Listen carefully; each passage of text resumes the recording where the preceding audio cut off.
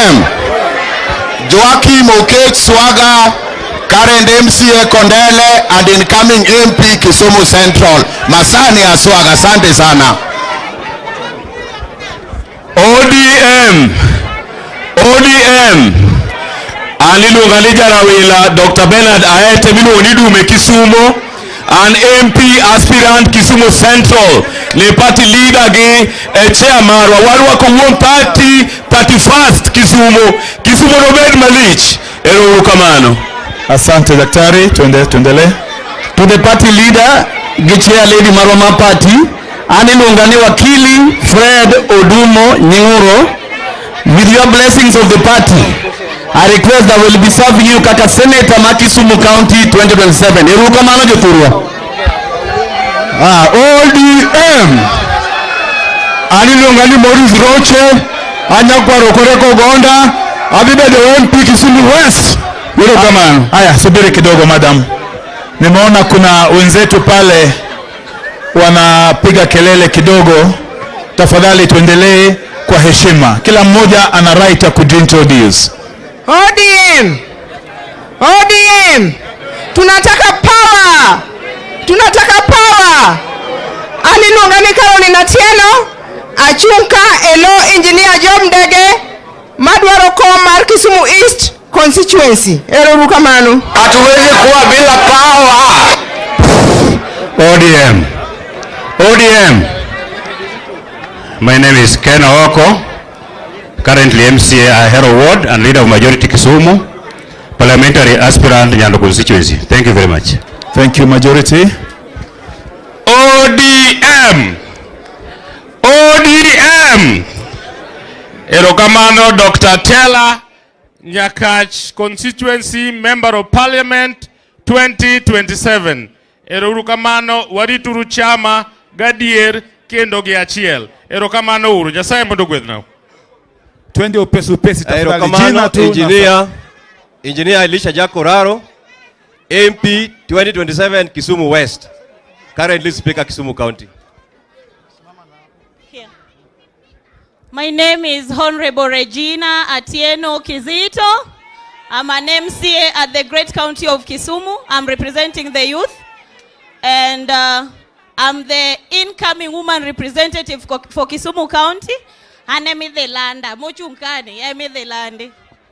Asante Regina. Tuseme jina tu kwa sababu ya muda na tuko wengi. ODM. Dr. Hezron Otieno Makobewa, aspiring MP, Muhoroni constituency. Thank you. ODM. Aleki standing in for incoming MP Kisumu West constituency, Engineer Job Sea Nyakwaragago. ODM. Asanteni sana. Mimi ninaitwa Roy Samo. Mimi ndio mjumbe mtarajiwa wa Kisumu East. Nimewakaribisha hapa nyumbani. Mnajua mjumbe wetu Shakil Shabir ayuko. Tuenga dhino sabi ya viachu kamano. Nyinga Roy Samo, achaka nuo mano. Karibuni tena, asante sana. Tuko wengi, tuseme tu jina na kila ODM. Nyinga Victor Mundio Nyango. Ne party leader Marwa achung ne mjumbe Manyando Mheshimiwa Jared Odoyo Okelo. En kodo wa kanyakla chiel. Ero kamano. Thank you. Let's be fast. ODM. Livingstone Odhiambo Owino, member of parliament, incoming Kisumu Central. Ero kamano. ODM. Aniluanga Jennifer Obonyo, achung ne mbunge Honorable Rosa Kinyibuyu, mbunge mar Kisumu West, kendo the incoming governor Kisumu County. ODM. Ginyinga ilungani Lawrence Odhiambo, representing Engineer George Arwo Lulo Man Oko, and aspiring Seme MP. Erurukamanu. ODM. Iluangani Samuel Odero, kata mtetezi, awuok Seme, I represent Dr. Richard Aya, madwaro Senator Kisumu County. ODM. Iluongani Dr. Chola Mbero, ODM member in 2027, incoming Seme MP 2027. ODM, George Omondi Okongo, running for the member of National Assembly, Seme constituency 2027. Asanteni sana. ODM, aniluonga ni Engineer Ochiengo Ngoro, aspiring Muroni constituency MP 2027. Thank you so much.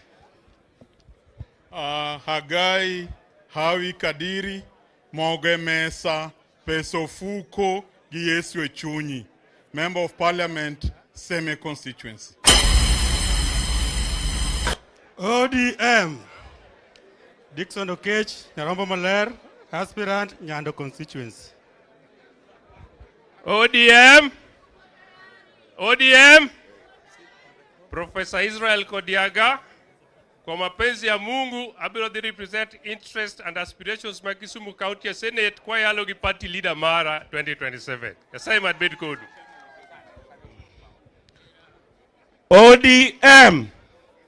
ODM, Solomon Amuti, standing in for Mheshimiwa Ruth Odinga, my women rep Kisumu County, and aspiring governor.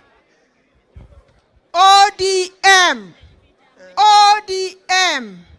Penino Doro, aspiring for Kisumu County Women Representative 2027. ODM, I'm Brian Eliopar, aspiring Senator Kisumu County 2027. ODM, this is Dr. Sue Olopengo from Nyakach constituency, aspiring Women Rep 2027, incoming by God's grace. ODM, name Honorable Bob CEO, incoming MP Kisumu Central 2027. To the respected protocol, my name is Ker Victor Umolo, the ODM Nyanza Comrades chairperson and party leader. Wakati nimekaa pale, nimesikia kwamba majina inaitwa, wakati nafikiria vile nataka kusaidiana kuimarisha power. Nikaona pia niseme ile cheo nataka MCA wa Market Milimani Ward. Aya. ODM. Ano Tuge Robert.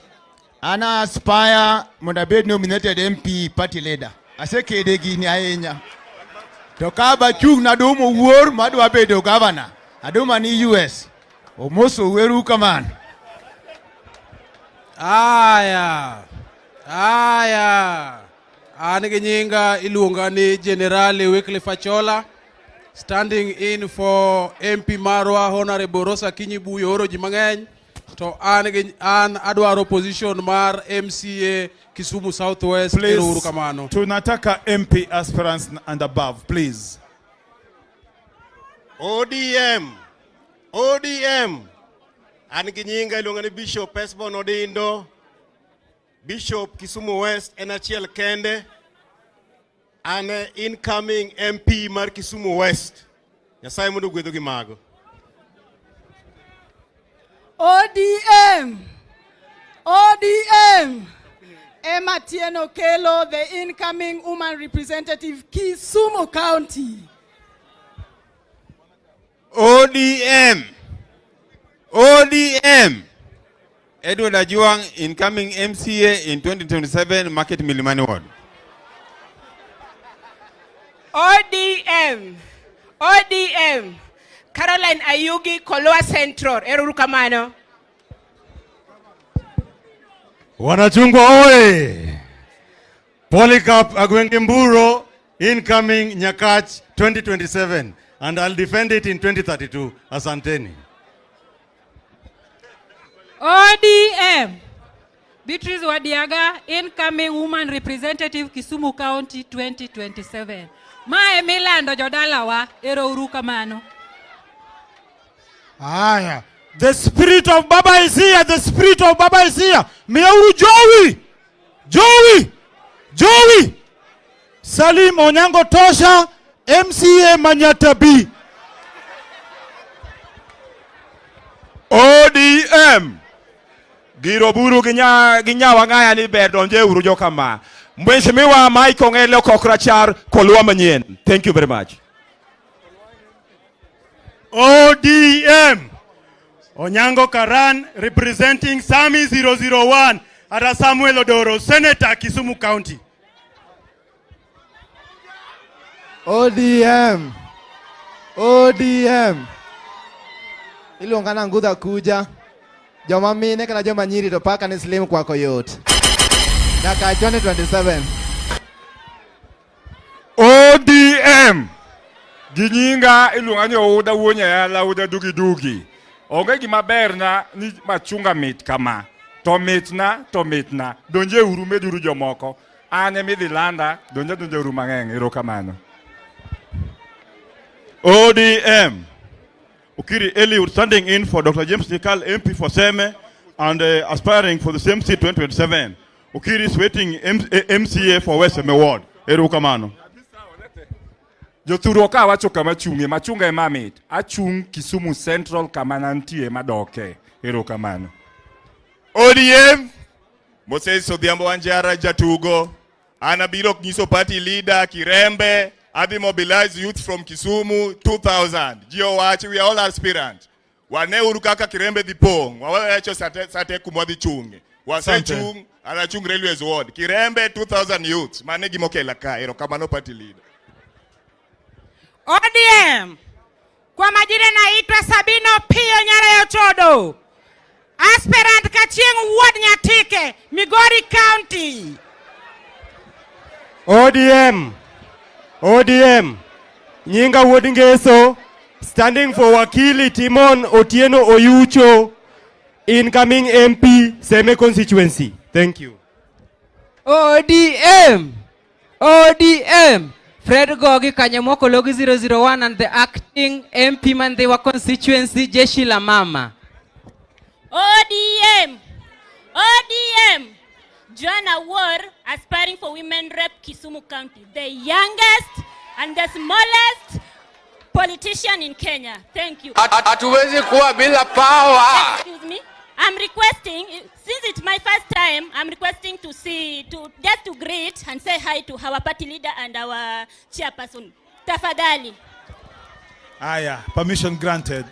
Wanachama mupo. ODM. Anokotho pande. Mula manya kach kandade master. Mejombe mabiro toka dumo wor. Nyasaye mondo gwedhu.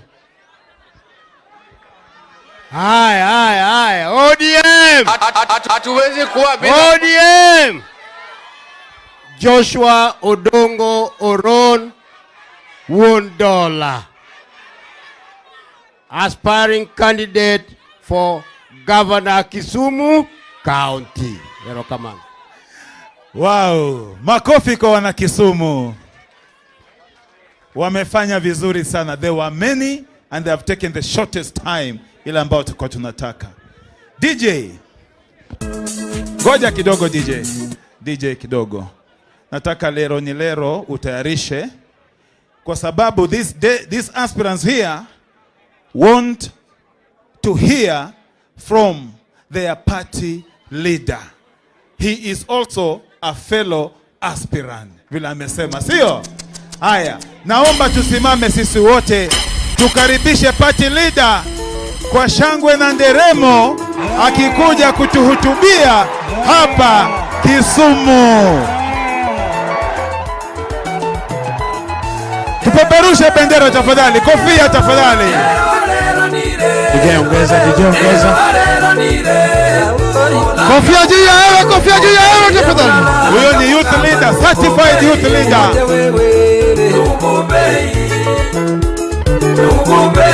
Anazindikizwa na chairperson wetu Her Excellency Gladys Nyasuna Wanga na viongozi wengine, Daktari Oron Abala Wanga namuona. Kofia juu ya hewa tafadhali.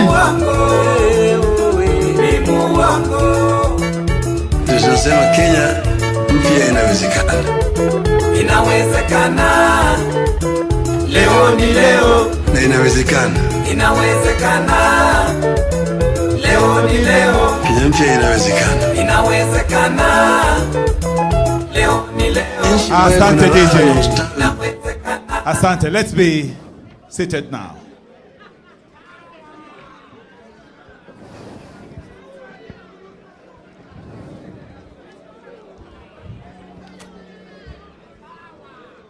ODM. ODM. Kwanza tunasema tuko tayari, alafu ya pili unasema tunataka power. ODM. ODM. Asante. Sasa kwanza, I want to take this opportunity to welcome my fellow aspirants to this forum today.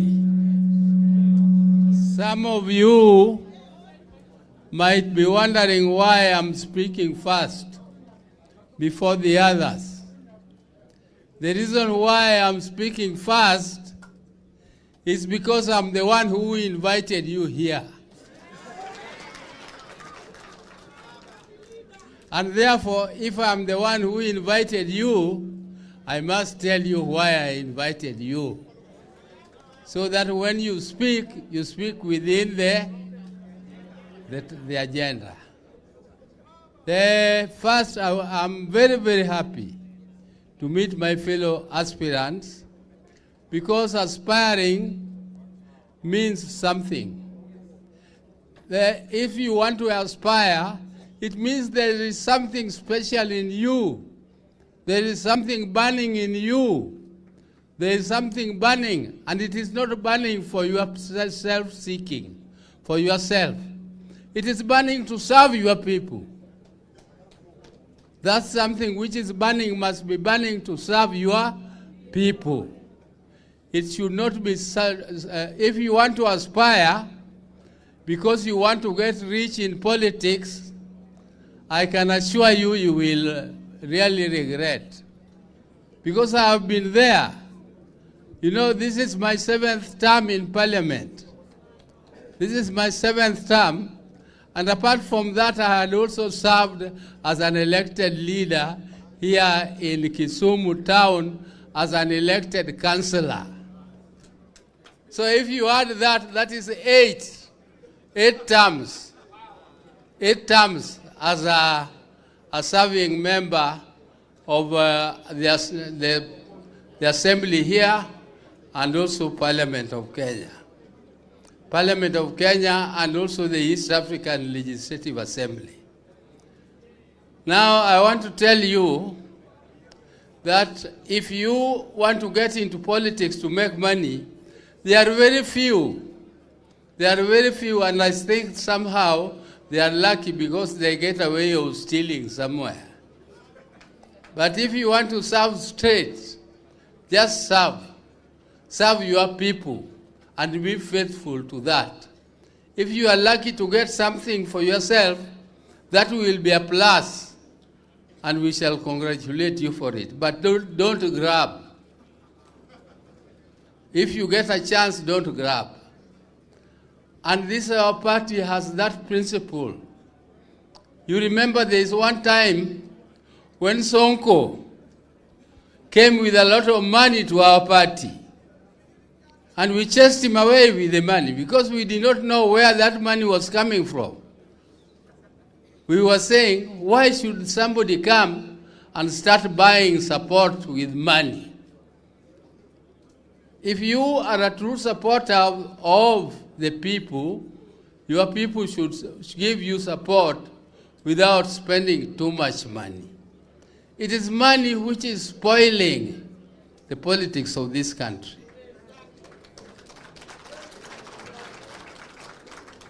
It is money which is making the people elect those who don't deserve to be in leadership. But as aspirants of ODM, I would want unity. Our party is as strong as you are united. Because you are the ones who can make the party strong. And you can make the party strong this way. This is the way you want to make the party strong. Even those who did not participate in the election of ODM, which has just ended for the main party, even if you did not participate in those elections, even if you are not elected, even if your supporters are not in the office, you don't have to worry, because the people who are going to nominate are the members, not the officials of the party. The people who are going to nominate you are the members. And you should, if I were you, I would concentrate on registering more members so that I have more support. If you want more supporters, look for them in the membership, not in the office. Don't look at them in the office. The office is, some of them are already prejudiced. Maybe you did not participate. Maybe your opponent took them when the elections were going on. Maybe your opponent used some resources on them, and they might not be very friendly to you. But don't worry. Don't worry. Me, I tell you, don't worry. I have been through nominations and nominations. From KANU time, I was in nominations of KANU. And I can tell you, in Fort Kenya, when I came in, the nominations were by delegates. But we are lucky that our nominations will be by members. But we have a very, very efficient and a very strict chair of the election board, Mrs. Emily Awita. Emily Awita here is a woman of no nonsense. She's a woman of no nonsense. If you come with nonsense to her, she will shout and get you out of her office. And even her office is not known. So where to find her is also difficult. So where to find her to give her something small will also not be easy. But I can also assure you that there is another one called Oburu Oginga, the party leader, who will not accept any bribes because I don't need it.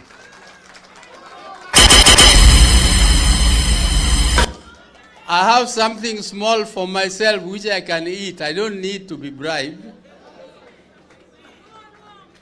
So, even if you are my friend, even if you have money, even if you come and give me my money for fuel, don't think that that is you are buying my favor.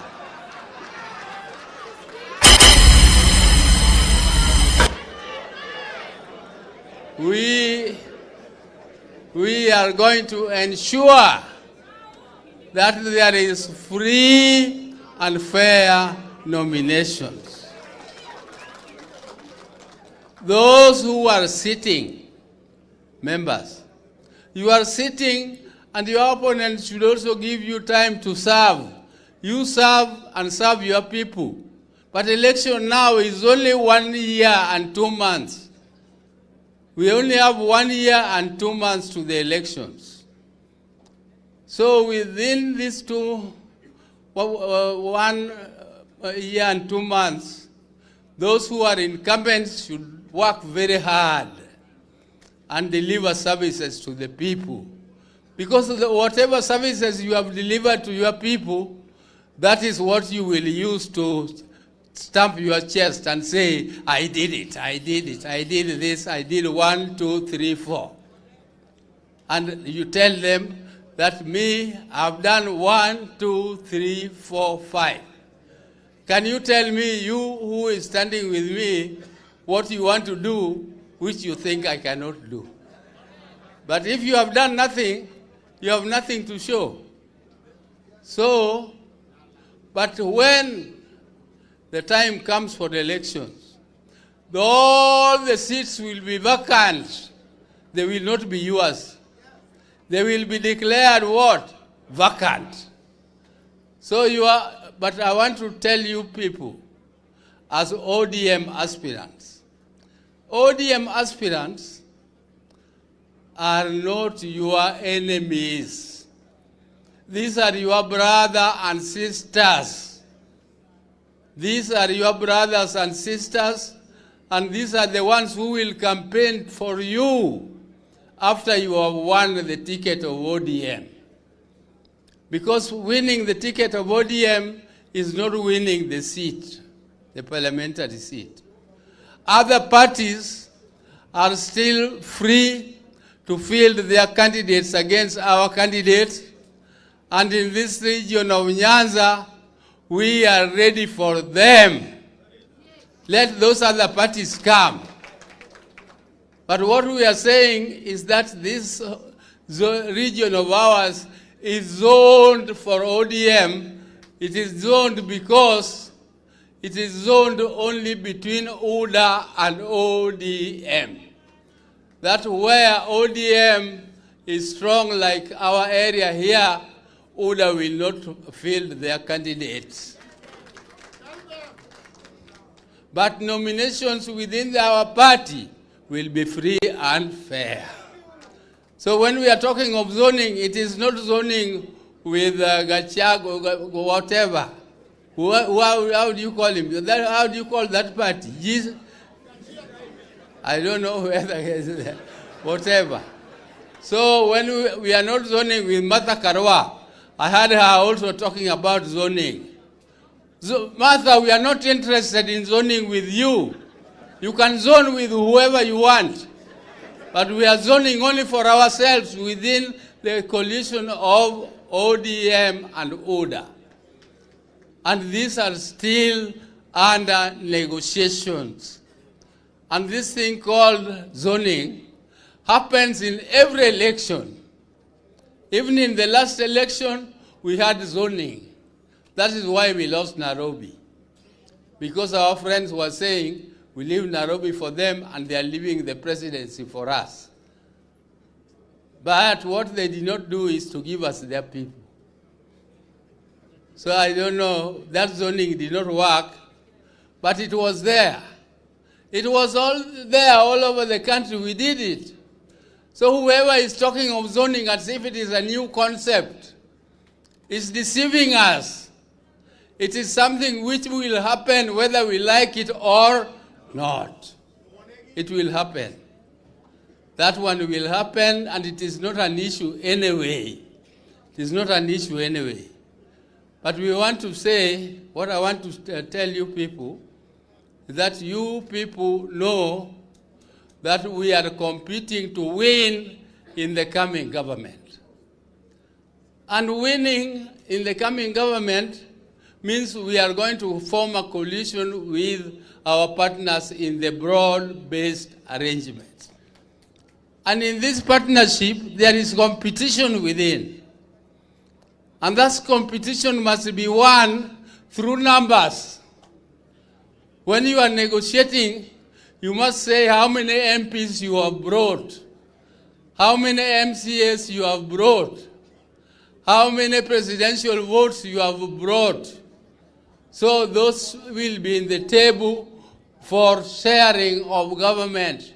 You cannot be given share which you don't deserve if you don't work hard. If you people don't unite, and you must know that this region, Nyanza, is the foundation of ODM. If you people don't unite and don't work hard, don't expect any big share. Me, I don't want to lead you to the wilderness. I want to lead you to the government, and we are going to be in government. I'm very sure we are going to defeat our opponents, but in that sharing, we must get our good and deserved share depending on our numbers. Is that clear? Is that clear? If that is clear, koro jothuru okadwa ni mondo amedo weche mang'eny mokadho kanyo. An aluongo umna ni mondo ajiu nikech unie teko party. Unie joma elected, unie joma e grassroots, unie joma loso gi jopiny pile, nyawadu kikikaw ni jasiki. Kiki yanya duwa midon nyaka ir mingi, midon nyaka ir wuongi, midon nyaka nyithinde. Hatuwezi kuwa bila power. Kitimo kamano iloke jasiki maka chiemoro ka yiero serumo. Aparo ni Mrs. Awita Brungizo uka kitimo nominations. One of them is also consensus. Consensus is one of them, but she will tell you more. But adwangiso ni kiki yanya wadu watoma hinya. Nikech eno wadu maka kinyise ka otiko. Tidwano konyi. Ang no konyi nali ka into nyi idonje gigo mi donje matut nyaka iye ndani. Ha? Ipani be ang no yie. Ang no yie no konyi. Oburo wacho ni ka ng'ane ta dagi. Ka ng'ane to katimre nadi oka kampene. Mano ka ngo timre kamano to ok wan mwalus. Kore momiyo jothuru amor kendo bago erokamano ni nyocha ungiso adiera. Ni wang'eyo ni weche matimre sani machandruok mantiegi gin weche mowuok kamoro nono piny maoko emokelo nengo mar petrol moidho malo kama makoro hinyo ji kama. To gigi waloso gi sirikal nikech wan e iye. Ubro neno ka nengo bro losre bro beta bila maber e diere ka. Kik waringuru water nyithindwa ndara mondo neg nyithindwa gi bunde. Jo mande ge wachon yande giwewaga ni wane morikni watero nyithindwa ndara inego. Wang ni nyocha wakudo wegi nyocha wawacho ni gibegi terie. Those who want to pull us backwards, we tell them, oh no. Yes. Those who want us to take our children to the streets to be killed, we tell them, oh, let theirs also go. Kendo nyocha otimo na maber. An nyocha mor gi wachno kendo atimo nu erokamano. Erokamano urainya okadwa ni mondo Amerika konga ana luongo umna ni mondo ugo mbaka kaka luongo nugo mbaka apana set agenda moromo. Oromo kosoko oromo. Erokamano kana diuru nyime erokamano. Hatuwezi kuwa bila power. Ayaye maendalo sechorombo waluonge Yesu meja mine maendalo sechorombo chogo sana meja. To bura to biro Kisumo ka maduong' bura maduong' Kapolo tarik 31 dweni Kisumo wadwa nopong' lo wadwa ni Kisumo pong' miao ming'o gi miao oko. Kendo wadwa ni mondo ung'is power maru. Wadwa ni mondo ung'is ni udwa power. Omiyo yawa duto nyaka chop Kisumo chieng'no. Un joma biro ka ng'ato ka ng'ato aspirant ting'ie kata na ji 20-30 moko mibiro go. Mano winjre maler. Erokamano urainya. Asante sana. Tumpigie makofi ya party leader. Asante sana for this. Party leader ametuambia mambo mawili. Amesema chama kiko imara. Sikiko imara? Amesema kwamba kutakuwa na free and fair party primaries. Simefurahia hiyo? Na jambo ambalo amesisitiza ni kwamba zones za ODM zitasalia kuwa zones za ODM, and that arrangement is between ODM and UDA. Tuko pamoja? Kwa hivyo members of the press mumepata message. Sasa my dear friends, DJ niwekee wimbo mzuri wa kukaribisha our national chairperson. Subiri ma.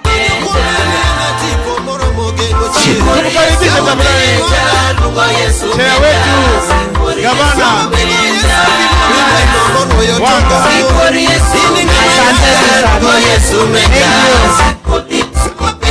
Asante sana. ODM hoye!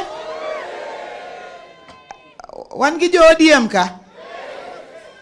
Jo ODM? Kama chuny pati gogo ni tulu.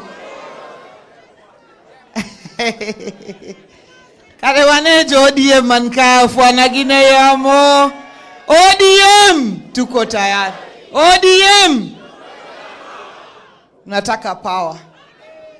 Our party leader Daktari Oburu Oginga, Senator and the leader of this party. Our leadership that is present here today, our National Elections Coordinating Committee, na aspirants wote, mimi included. Kwa sababu, you know when Homa Bay people were here, I forgot. Ningekuja haraka sana, so that I say also, declare that I'm also sitting governor of Homa Bay and aspiring to become governor again in Homa Bay for a second term. The party leader has outlined the reason why we are here as aspirants of the party. I know that the National Elections Coordinating Committee opened the portal so that we carry out registration for aspirants, and it will close at the end of June. But even when it closes at the end of June, we understand that there are constitutional timelines for aspirants who, especially those who are serving in state offices or as civil servants, in February next year. So I think Madam Awita will explain all those timelines and how she's going to handle the processes moving forward. But we thought that even before we get to end of June, we meet, we see each other, we give each other confidence that the party remains steady, the party remains strong, the party remains one under Dr. Oburu Oginga as our party leader. We had a movement called Linda Ground. And the movement was to consolidate our bases. But some people came, and instead of thinking about their own movement, they came to this Linda movement. And they called themselves Linda something else. Koro ginawa wenegi. Koro 11 OD tuko tayari. I'm saying this because aspirants will be doing their own materials, t-shirts, posters, and so on. We don't want you to create confusion on your poster or your material or banner. Iyo mambo ya Linda Ground, tumewacha. We are the ODM party under Dr. Oburu Oginga. Wawinjore kanyo maber. So when you do your poster, when you do your materials, it's ODM. And the color is orange.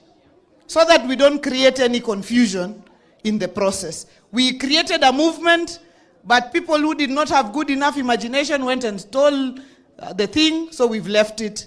We are ODM. Anything else is a splinter. And the party ODM is only one.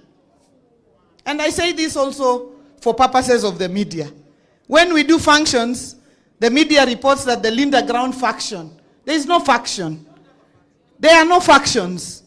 The party is ODM under Dr. Oburu Oginga as our party leader. Anything else, labda wanajitayarisha kutengeneza chama ingine, hatujui. We are the ODM party. Anybody who's elsewhere, we welcome everybody. When you're ready, just come to the ODM party, because the ODM party is here and it remains strong. My brothers and sisters, transitions are never easy. Transitions, particularly after the loss of a leader of the caliber of our late party leader, His Excellency Daktari Engineer Raila Odinga, those transitions are never easy.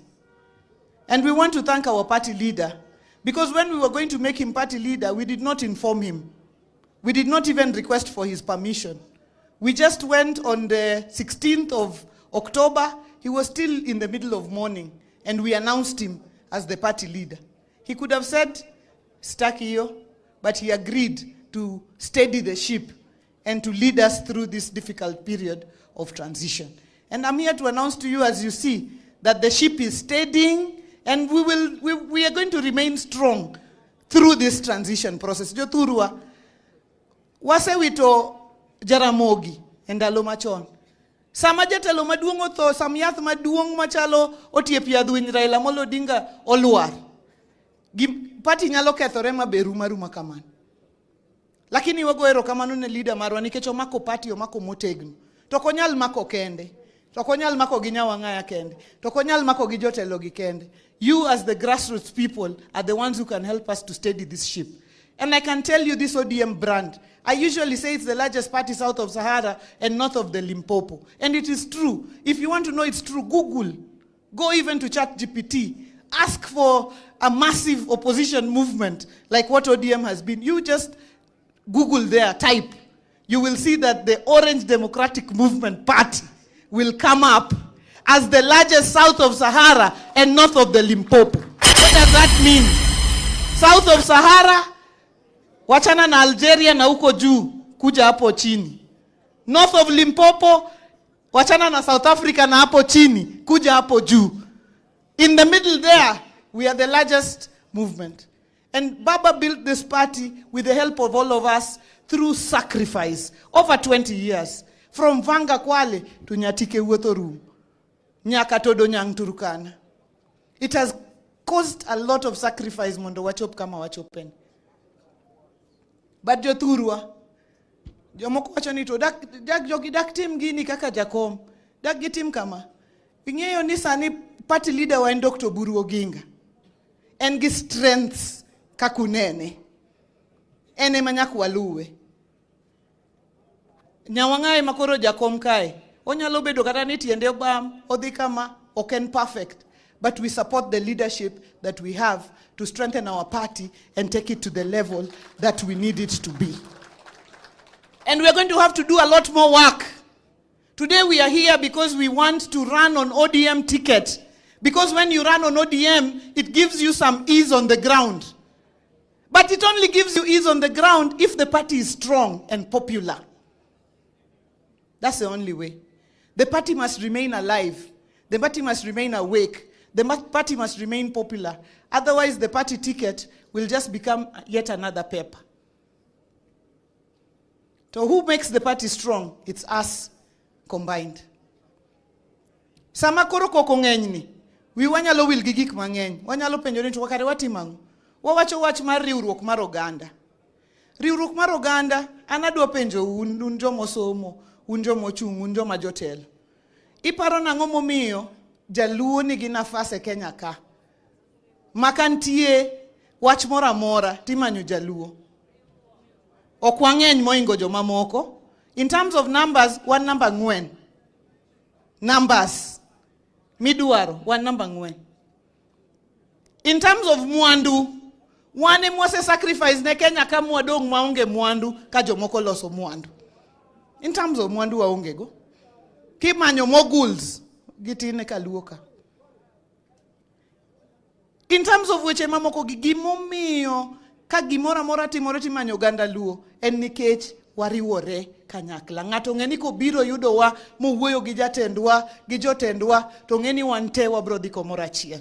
Omiyo kwanyal yie ni unity no kethore. Ni ng'ato baro bathe matin ni koro dhigo kamachielo. Mane momiyo wadwa ni mondo waumre wante bang' Dr. Buru. Mondo riwruok wacha kik kethre. Ko kata ni ni koro kia 20% kia 30% bro dhi kumachielo to 70% dhi kumachielo. Ok wadhi bedo gi the same level of power. Sani penjo ni to ang'o momiyo watwere wach broad based ni. Wasepime mang'eny ka Joturua. Nyaka wang'i ni options wagi nang'o ok wadhi manyo power. Power onge kaka wadhi yudo. Power nyaka wayuda through strong partnerships. To partnerships gigin mage nikech nyocha wane handshake go uru chien ka nwa pedo handshake ikni abich nwa kwayo niya Miwa kata minister more handshake ma wantiere ni. Ng'at moro mwanyagore kuome ka piny tek. To giwacho no ni warit pala idhi miwa Kasarani. Ani miwa kata PS moro wanyalo dhi ire. Rituru pala. Okay, kata paracetamol moka deka ng'weno kumiwa. Rituru pala. Warito pala mwaneno minomolo kanyonja. Kaka biro. And I can tell you nina en serious. Nikech koro nyiso wani kura mora 100,000 modong. 200. To wapenyo nda 200 ni okulos kaka uneka kuloso 200 to landa guambo. Koso 200 ni en 200 mane. Debed ni uhuru mochung sani. Kura 200,000 dino gomba kani. De onge. One Bomas of Kenya koro wachich. Ingiso wani koro go uru koko. Beduru kamubete no go uru koko ne cher. Omera wago koko ma wi wokti. To penjo kwarcha kwaduogo penjo ne to wago koko nango to wane ma wan gi system. Dugo Chebukati. Ana wuok. Adhi malo kucho arrodho roth Kisumo. Magicha domo ni kethore to bi ochako duogo molanda Ruto. Tiendeni there was never intention in the first place. Kakoro watimo review. Ne onge intention in the first place mondo power notimre nade obinwa. Kanye wadonje a partnership gi President William Ruto. Gimokwongo miyowa en finance ministry. Adundo ma sirikal kama sirikal yueyogo. In addition to finance, ochako miyowa chairman mar budget. Aneno MCS kani kai. Aneno jomoseti sirikal madongo kan kai. Ka in gi treasury to in gi chairman mar budget in a sirikal. You are the government. That's the truth. You are the government. Yeah. Ochako chwado wae attorney general. Onge contracts madongo kia SGR kia ngogi onge gima ditimre ka sei mar attorney general otimore nade. Onge jaluma no sebedo attorney general nyaka ne piny chakre. Kata minister ma finance no onge. Kata mane wayuare gi Kibaki cha gima no wacho ni en deal breaker ne en kane wadwaro minister for finance. Emano wacho ni moro giteto wachuru to mar minister finance ni to kikuwuoe. Koro pimna uru. Nikech jibe wuotho ka wadhi ure one time, wadhi uru kia kure. Apenjo ujo thurwa. Ere kaka dang wadonje wadgo potea pata gi ngima mar jowa. Mano be is something we must think about as aspirants, and we must take it out there for our people. We cannot play potea pata with the lives of our people. Can sacrifice. Our people have sacrificed through and through. And we are paying the price. We are paying the price. Infrastructure. The kate policeman ni reja luoma duong mugik. The kata kure, the in any organization imanywa waonge. Not because we are not clever. Just because of the sacrifice we decided to make with our late party leader. Wawinjore kanyo jothurwa. Mane wuoth manadwaro ni mondo kata kwa wuotho to wangeni mae wuoth mwa wuotho to wuotho for this reason. Kwa dhie wi mesa wan gi party leader wasekete mbele. Wangise ni gik ma wan go gi magi to wan go manyinwa mamoko bende as a party mondo wabedgo. And when we go onto that table, it has to be a 50-50 arrangement. Because ODM is the largest party south of Sahara and north of the River Limpopo. We have been in coalitions before. Nyochu wariwore kata gi Kalonzo kae nenga gi running mate gi MPs prario. One gi MPs 100 gi wiye. Surely as a party, we can demand anything we want on that table, especially if we are organized. Awacho manike chango. Power cha, every aspirant here, you know ni kom ka kom mwachunge ngatachiele mi the year. At the end of the day, only one person will be elected. The rest of the people will be here looking for also something else to do. And they can only find those opportunities if we are in power. And if we have negotiated properly for our party, the ODM party. So that if you are not elected, you can get something else and sit on that seat. 31st, Wangibura. Kirembe. Oken bura. En bura, mwadwani wangis go ping. Ni we are strongly as a people united, number one. Strongly as a people in the ODM party. And strong behind our leader. And also strong on the issues that we have always stood for. The people's issues. devolution, empowerment of our young people, empowerment for our women, infrastructure for our people. En bura mwadwa make go statement kako ganda to pinje teng'iyowa. Koro, wane chuny lweny. Koro anadwa wacho ne ngoche. Penjirandi ni ka in ngoro, ponde bwo kitanda.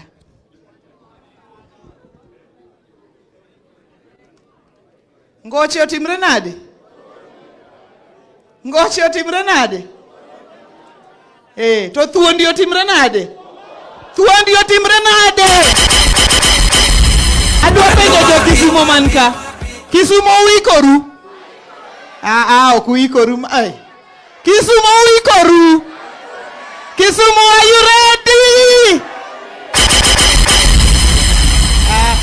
Anokaneka jo Kisumo gi oikore. We apenja ne jo Migori. Nikech une host. Kisumo uikoru? Aneno kuikoru bedur. Jo Migori. Migori. Migori un ready? Migori ngeni un kuwa kucho tuka uraonwa Homa Bay. Sapar gario usechopo Homa Bay. Wabiro kwa yuoro kwa donjo Nyakach. Uikoru? Gitingni. Gipunde. To Homa Bay uikoru? Homa Bay uikoru?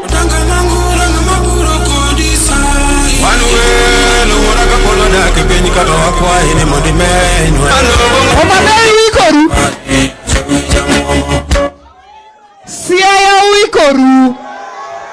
Siaya uikoru kalo party leader chieng'no? Wadwa duwo kode Siaya gi liyo. Omera dhano mawuok Siaya gi party leader 15,000 kabiro. Kochopo holo to jo some gi jo Kisumo donjo kanyo. Omera uikoru? Niket negi jowi, gidwa mielo jowi. DJ yawa.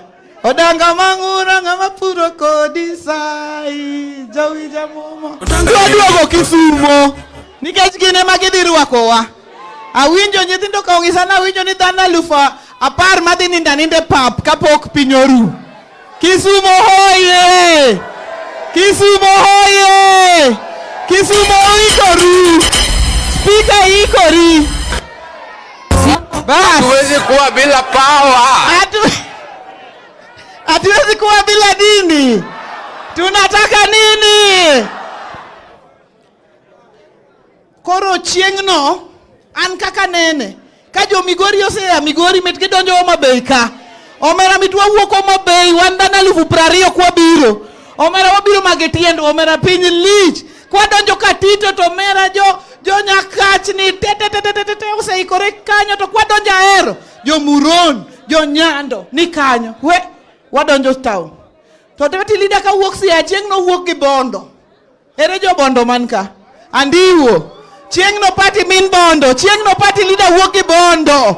Chieng'no konind Kisumo. Owuok gi Bondo.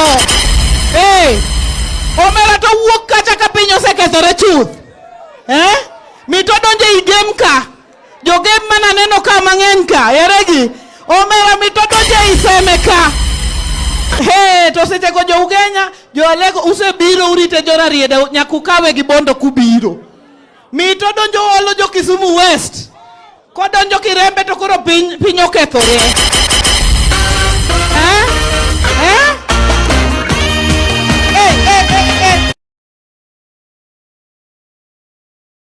DJ, pana leta mchanganyiko.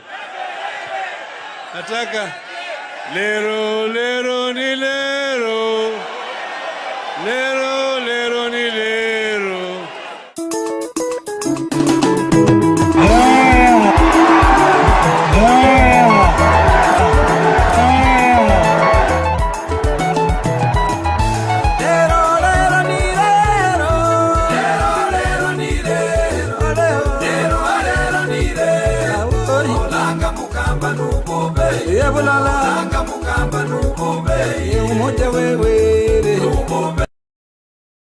Daka winjo Kisumo wati mango. Kisumo wati mango. Koro Party leader sekwau. Kikibi kendi. Kikibi angoa. Ayie gi Railways mano biro ka wacho ni en ji 2,000 mabete pap kacha ochunge Railways. Ang'eni udhi biro gi ji to minimum manga to bigo bigi ji 20 minimum. Minimum. Taneno kandiwo nyiera ni koro ji 20 biwuoye wigi ya.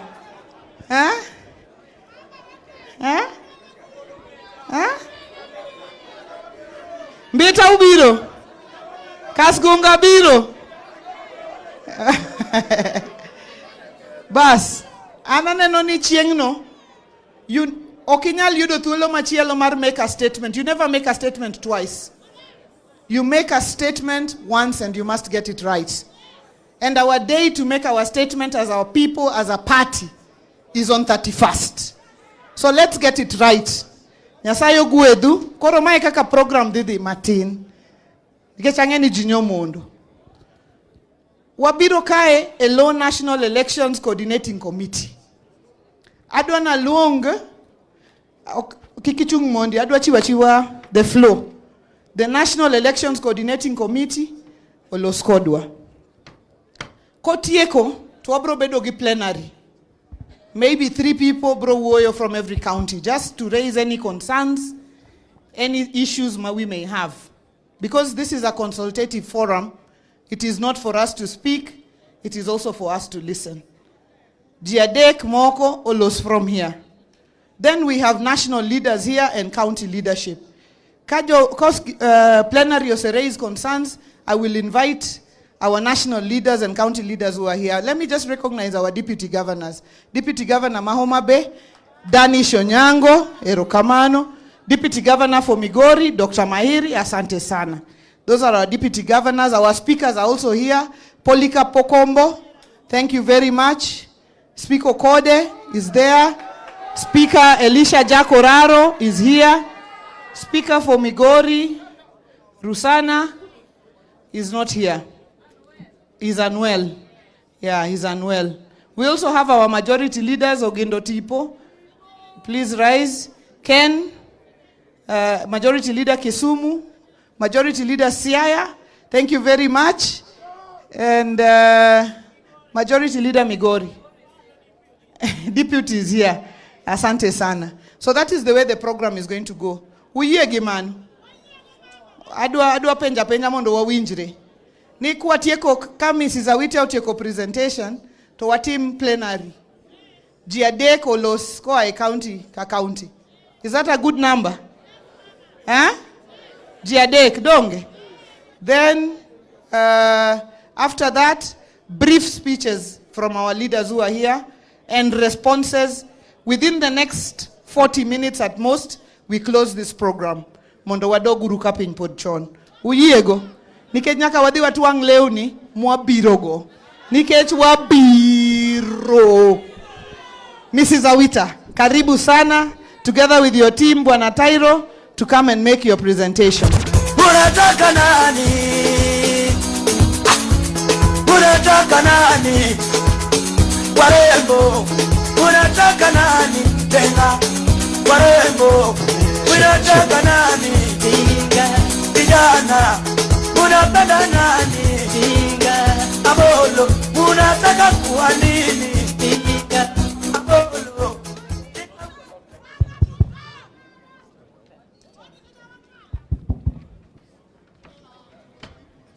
Now to our able party leader, to the national chair, to all the members of ODM. Good afternoon. My name is Mrs. Emily Awita.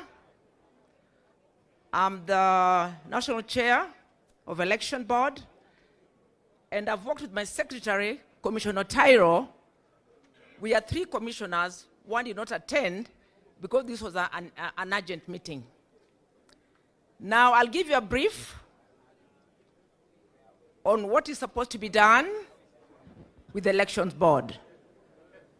But before that, I want to thank the party leader for prior talking about me.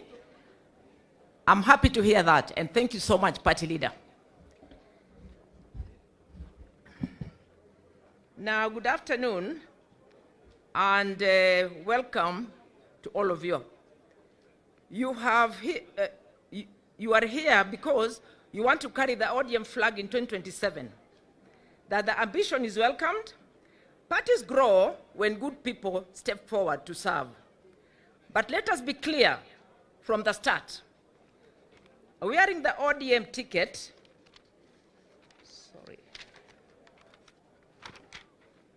is a responsibility, not an entitlement. The rules will be applied the same way for everyone. Thank you, thank you, thank you, thank you. Now, the National Election Coordinating Committee runs primaries and nominations under the party constitutions, the Political Parties Act, and the regulations will be published ahead of each exercise. No one gets a private arrangement. If you want clarity on timelines, fees, dispute, and eligibility, read the documents we issue. If you still have questions, ask us directly. What we won't tolerate is aspirants creating confusion on the ground by spreading the unverified versions of the rules. Number 2, campaign within the party, not against the party. You are free to sell your agenda, mobilize supporters, and compete hard. What you cannot do is undermine ODM to gain an edge. No sabotaging fellow aspirants, no attacking the party in public, no early campaigns that violate IEBC and party timelines. The member you are attacking today is the person you will need to campaign for you tomorrow. Keep the fight about ideas and service delivery, not personality and insults. Number 3, accept that primaries have no winner per seat. Yeah. We will put systems in place to make nominations credible. Independent officials, agents, polling stations, transparent tallying, and a working dispute process. But a credibility process does not guarantee your preferred outcome. If you lose the process in sound, accept it and support the nominee. Sorry.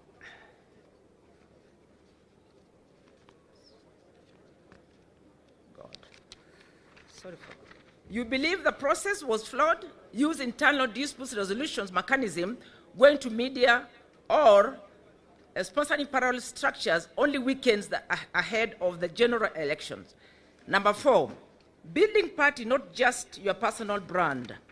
The most successful aspirants are those who strengthen ODM at the grassroots level, recruiting members, explaining the party manifesto, help resolve local dispute, and showing up for party activities even when there is no camera. The ticket flows, the person who builds the party. Sorry for that. God. It doesn't work the other way. Number 5, the election board's commitment to you. Our job is to deliver nominations, what members believe. We will be neutral, we will publish timelines early, and we will communicate decisions in writing.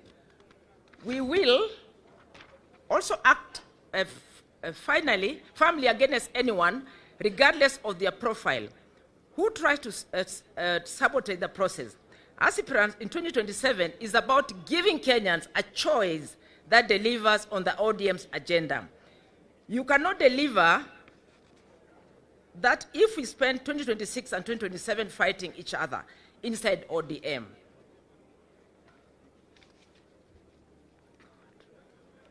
Sorry for that. Sorry for that.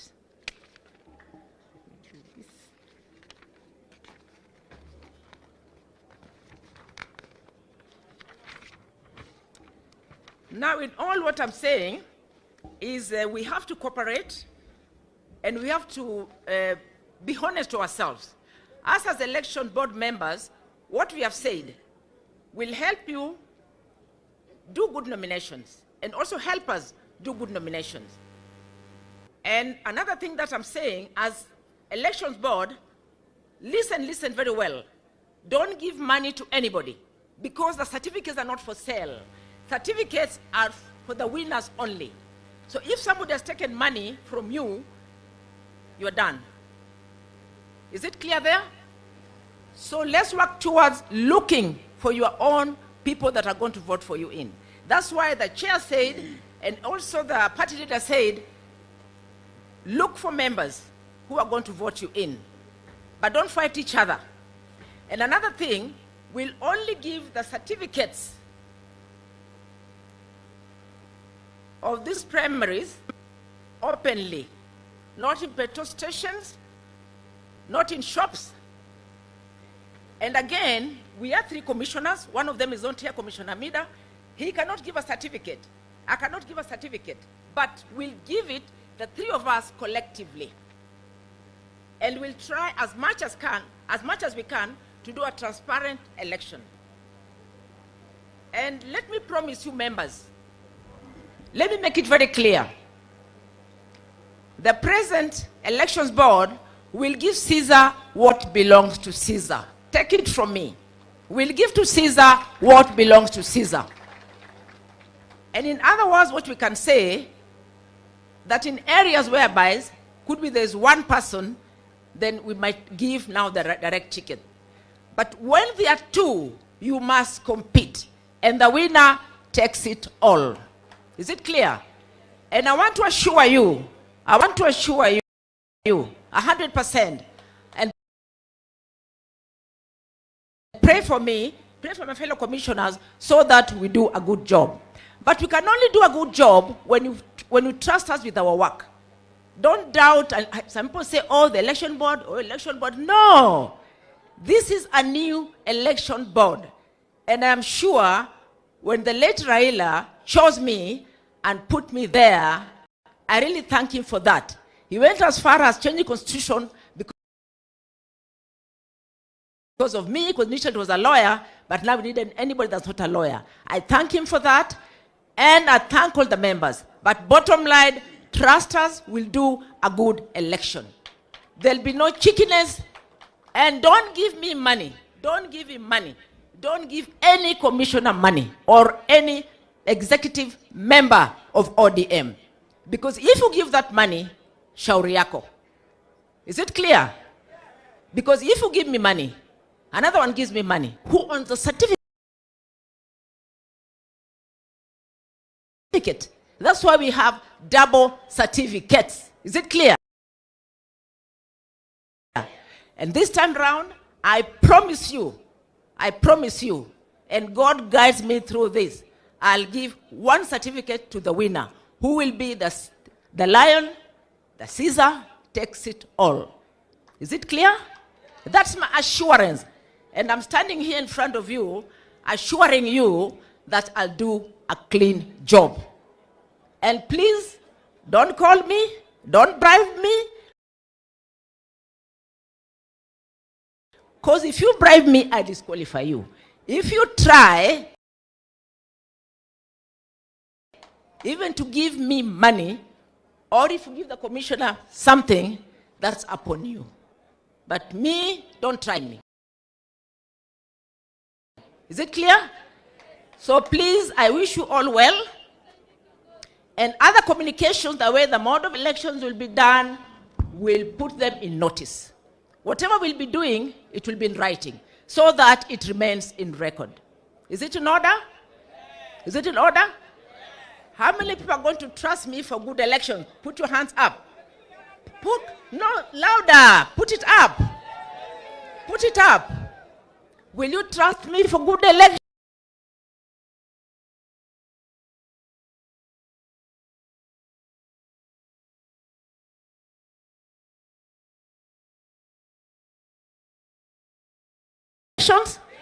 Will you pray for me? Will you pray for me? Thank you so much. I'll also allow now my fellow commissioner to say something before we continue. Thank you so much. And I appreciate all of you. And I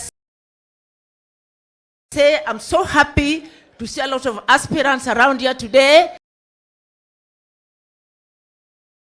And I'm so happy that ODM is still loved with everybody. So if ODM is loved with everybody, I also must show them that I have love for you people and I'll have love for the winners. And why we are saying we have to do credible elections, because when we have good candidates, then we're going to have good MCAs in parliament, we are going to have good senators, we are going to have good governors, and we are going to have good MPs, and we are going to have good women rep. So please kindly trust us, and thank you, thank you. I just wanted to add, or rather to re-emphasize what our chair, Emily Awita, has said. Our job is to conduct the election and conduct it in a manner that it is going to be free, fair, credible, and transparent. To an extent that each one of you will believe in the results. Now, you have come here today. You've shown us that you are interested in running for political positions 2027. Now, I would like just to urge you. Now, when you move out of here, you are supposed to do some 1, 2, 3 steps which is going to help you, help the party, and help all of us. Now, you are supposed now to go and publicize yourself, publicize the party. And you can do that by recruiting members. Members have to be recruited. They have been recruited over time by others. For the new ones who are here, go and do a vigorous recruitment of members. And it is so simple. I think it is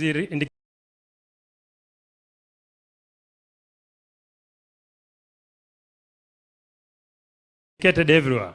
The star 43 star 036 hash, and then you register the members. Then the other thing is that, as the chair has put it, the communication between election body to you and to everybody is through a proper written notice from her. You must check any information on election. It must have a NEC and ODM letterhead and signed by the chair of election, are not part of what is coming from the election body. So please be observant. The communications. I've seen some area here, there are even 6, 7 participants. That shows interest. You must internalize that as you're going for election, there will be one winner later on.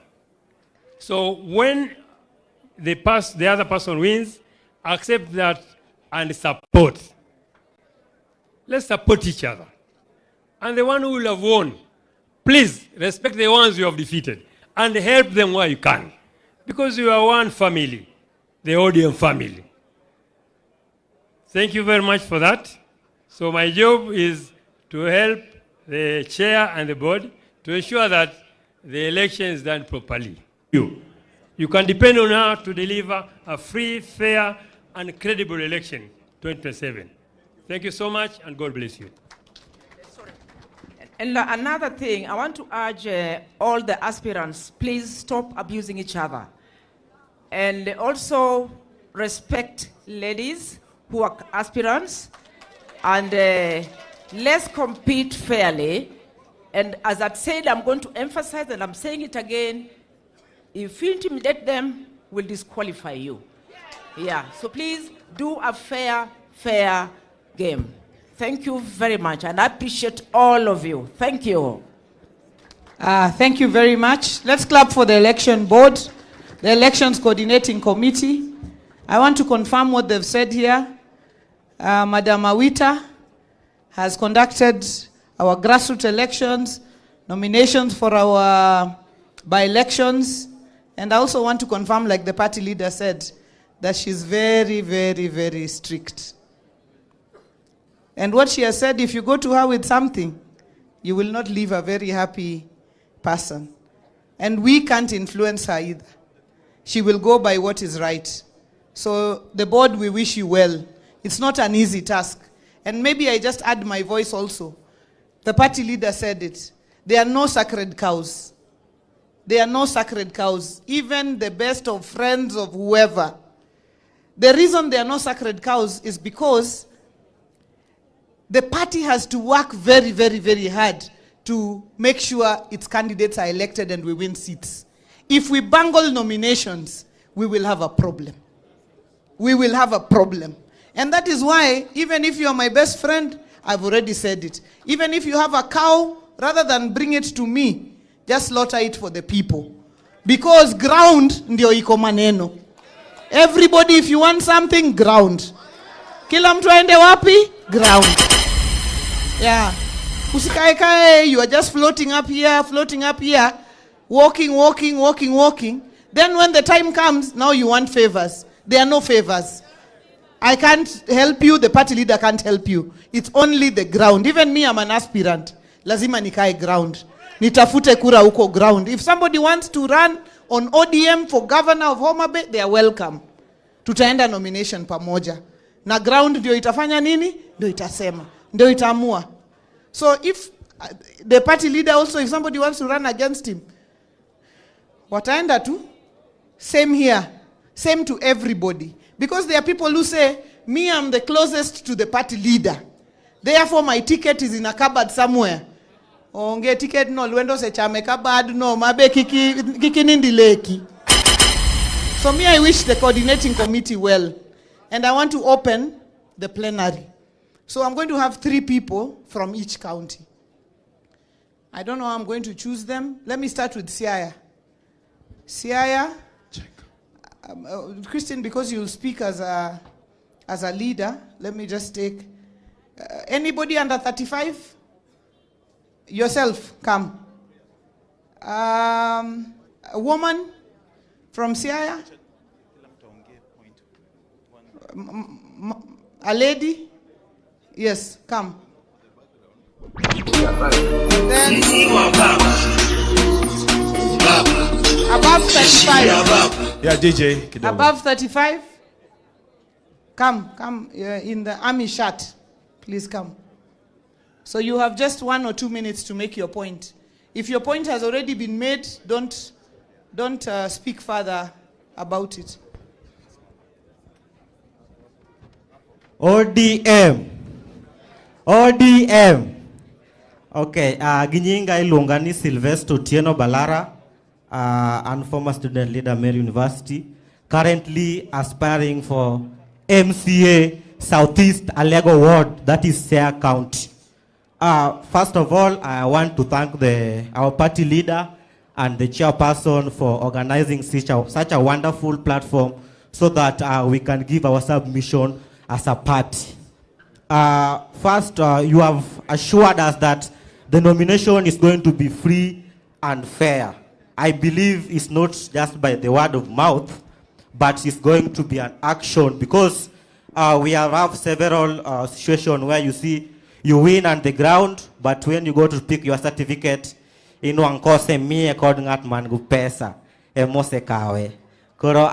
request that we consider the result to make nomination certificate. So, secondly, finally, I want to talk about the nomination fees, that kindly let it be a pocket-friendly fee, so that us young leaders who are just fresh from the university can get the opportunity to vie with this party. Thank you so much.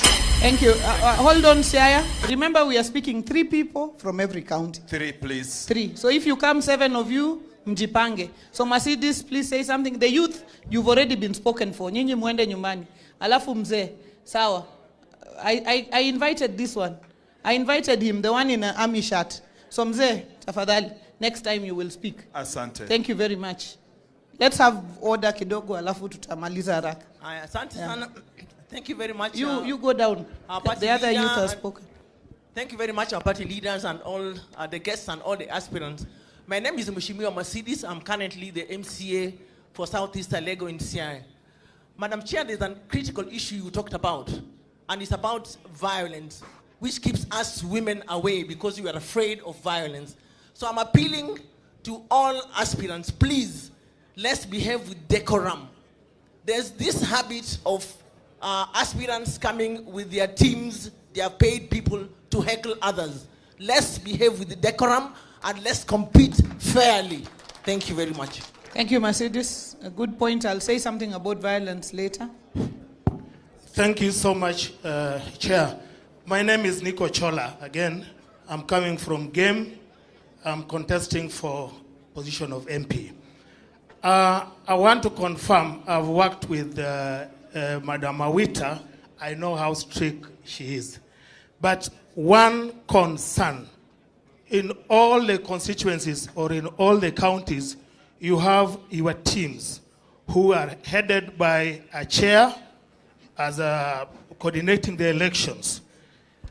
I find it not very, very much in order to have a chair who at the same time is also interested in contesting for a position. At any given point, that person will not be fair.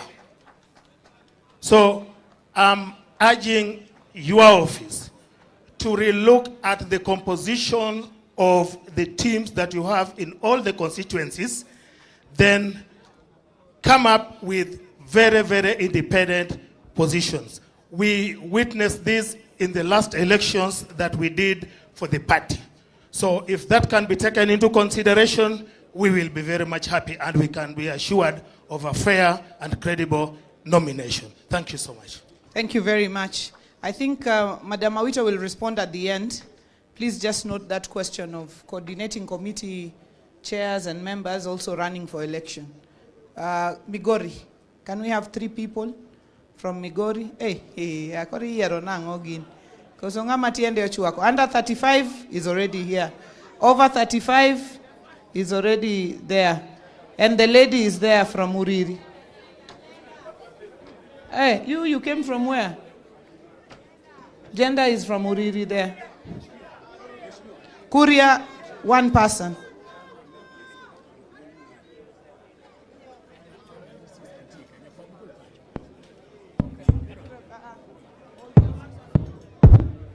We have 3 people. Where is the young person? Yeah, okay, go ahead. And 1 person from Kuria. Thank you, Madam Chair. My name is Nelson Obonyo Adoko, aspiring member of Parliament, Rongo constituency. I only have 2 issues to raise. Number 1, these 4 counties whom you have invited here, the aspirants, if we look at the last general election, that is in 2022, people campaigned and aspirants committed themselves and their resources. Then in the long run, 90% of the sitting MPs were granted direct nominations. So I'm now asking the chair and the National Elections Coordinating Committee to assure these aspirants that there is nobody who is going to be given direct nominations unless under the conditions which were enumerated by Madam Awita.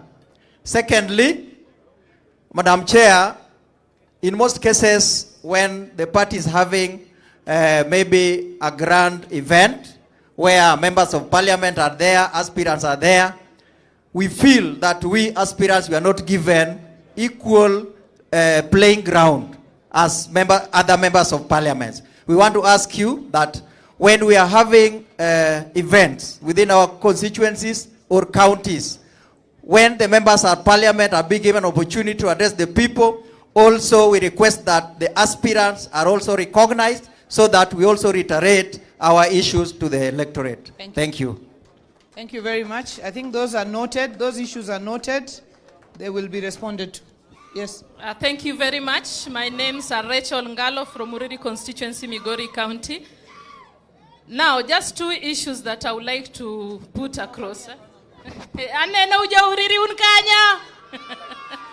Era urukamano we watch magidoluo. Number 1, ntiere complain ama this quiet moro madiga Migori to wacho ni Migori ka wayiero ngato kendo wayiero okwayier party.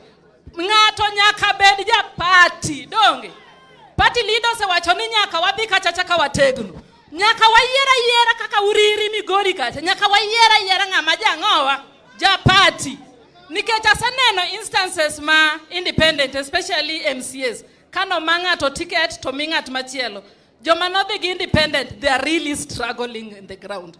Koro wabedru jo party, joma penjore ka ni uriri Migori nigi ODM adi. Uriri nigi ODM achiel, which is under our party leader and headed also by our fellow comrade, Mrs. Madam Wanga. Mogi, wawe urulaore. And Migori, I think we are only 2 now. I saw another one. 2 women on ODM ticket. ODM ongere gi weche mang'eny. Jinyisa ni recho. Okidhi wakate poti moro. Kadhi e party no udhi yiera. Dong nyaku yiera mane ODM ka. Fellow aspirants, let us work together. Let us build the party. And importantly, let us respect ourselves and let us respect our leaders. Wauru gi moro ni wan jolina. Ng'amacha no se we wane ODM. Donge wawinjore. Ero uru kamano. Give the young man. To Her Excellency Governor Gladys Wanga Nyasuna, give members, aspirants, fellow aspirants, Mosuni ODM. I'm Dickens Ojuang, popularly known as DK, Kodimato Chieka.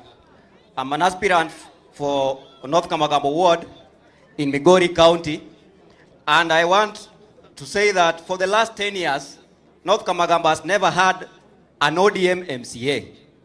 And I'm going to be to make history as the first elected ODM MCA. We are not coming here because we are young people and we don't need sympathy. All we need is a fair playground. Because you may realize that as a young person, I've been made to understand that the world do not reward potentials.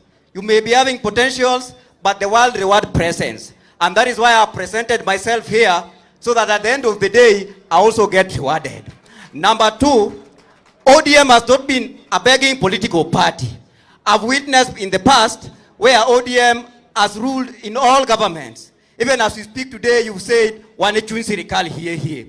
Even in Uhuru's government, Raila came up with BBI, he set standards for that, for the Jubilee government. Now we are here today, and you've told us very clearly that ODM is going to the negotiation table as an equal partner. So we want it to be this way as the young people of this party. That if the president comes from UDA party, the deputy president must come from ODM. And that one must be put into consideration. Another thing on the National Youth League movement, Youth League, the president of the Youth League is not even a youth. Because constitutionally, the Youth League, a youth is somebody who is 18 years and 35. Raila once said, and he stood with this very clearly, that our party must always nurture youth. We cannot prepare a future for the youth, but you can only prepare our youth for the future.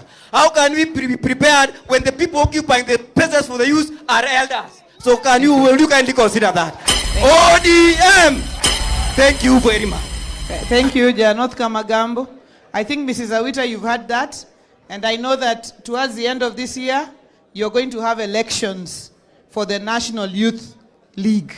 So wale ambao wanataka viti wajitokeze to become president of the Youth League or Secretary General. There's going to be elections.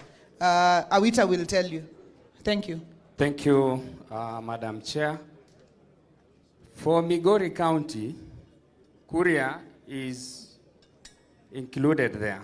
But our main concern is, apart from the MCA seats and the MP seats, the top organ seats we have to negotiate because we feel kuna kamchezo inafanyika hapa.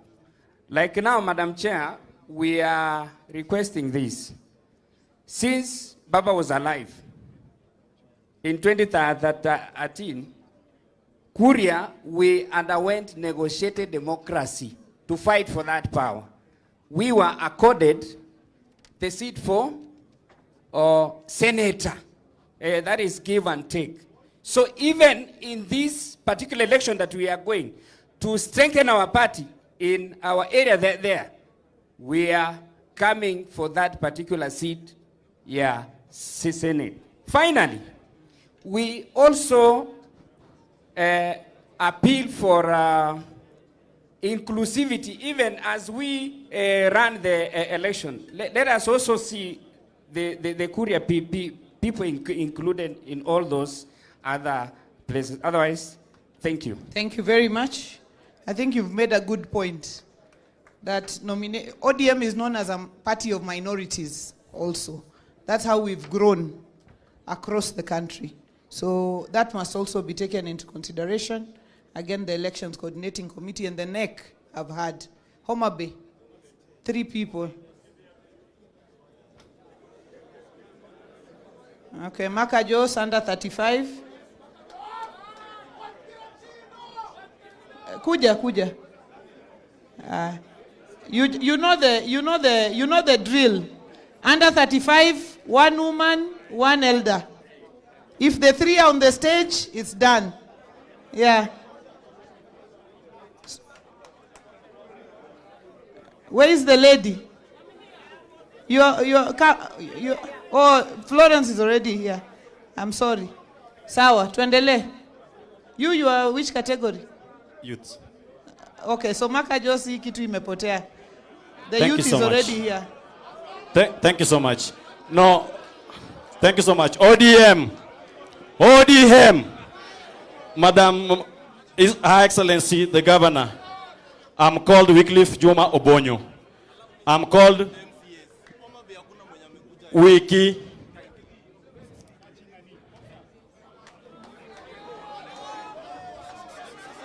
Endelea, please. I am called Wycliffe from Kasgunga Ward, from Beta, Homa Bay County.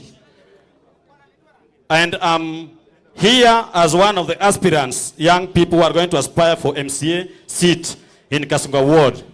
First, one thing, Mama, which I want to say here that has been disturbing me so much from that side, is that in ODM, as we consider the women that I was born, I got them being considered. It is good.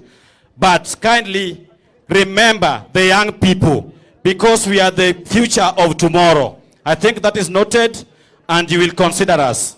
Number 2, the kind of nomination, I don't know whether it will be normal one or we'll use the digital means. For me, when I witnessed the last nomination, there are people who even went missing with the digital gadgets, and they interfered with everything. Kindly consider that and put in consideration so that the person who has won the election to be announced. Awacho kosoka wacho. Donge mano ber. In conclusion, I urge us that those who are already in the seats, you are already an MCA, you are already an MP. Kindly, we are not your enemies. I know there's personal interest that you are getting a salary, you are getting everything, but we have a party to protect. We have our leaders here to protect. Mama, if you are a governor and you are running in my county, Homa Bay, wherever I go to sell my agenda as an MCA, I have to mention my governor, also to give an advantage to other aspirants, so that them also will be elected together. Awacho kosoka wacho. In conclusion, Mami, I'm very sorry, but I'm asking you lastly that the nomination not to be digital. I'm stressing there. The digital one, they know how they are maneuvering. They know how they are taking it. May God bless you. Nyalore is my slogan. Kasgunga Ward 2027. Thank you, Mama. I'm coming to the assembly to defend you as my governor next election. Thank you. Thank you. Mrs. Awita ginobedabeda manual. Manegima koso? Will as many as are of the manual opinion say ikwa na ching. Anbe digital chano barandas. Gini kwa na ching. Bas. To our Governor, Her Excellency, fellow aspirants, ODM, and Engineer Bernard Oduno from Suba South, aspirant 2027. Riding on the already established protocols, I would like to add, Your Excellency, the challenge we have had as Suba South people, and we need to share it, was the direct ticket that was given to our serving member of parliament. So we are requesting that in this coming election, we do not have direct ticket. Secondly, now that we have agreed that there will not be any more gadgets, may I also request that the voting be done in every polling station. We know that we are in where we come from, we are all ODM members. So let it be done in every polling station, but that should not stop us from mobilizing our people to register in the party. But if it is not done on every polling station, many members, more so our mothers and grandmothers and younger people, or people who are able differently, struggle to get to where there are aggregated centers. You find that 4 or 5 polling stations are going to vote in one station. We understand that there could be challenges of resources. So as aspirants here, your governor, we are willing to start conversations from today of how to mobilize resources, additional resources, other than the party registration, which may not be enough to do a popular suffrage nomination. So we are willing to have those conversations here. Erokamano nyawangaya, ma engineer, omoro mamor, toto si toto wood suba. Okay, toto si toto. Thank you so much. My name is Honorable Florence Ouma. I am a specially elected MCA serving in the County Assembly of Homa Bay and aspiring woman representative Homa Bay County. To avoid repeating what the others have said, our Honorable Governor and our Chair, I know we are in the process of rebranding ODM. And there's this thing that is killing us at the grassroots, known as violence. We want us, the aspirants, and we want the officials. Please, if anyone comes with violence, then that person should be automatically disqualified. So that we have a peaceful... Watu wasije wakasema, ati ukienda kwa rally ya ODM ni vita. Hiyo ndio ishe. Thank you so much. Thank you very much. We now have Kisumu.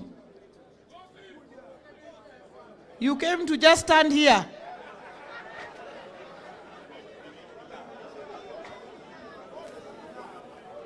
Dog my violence mi wachocha.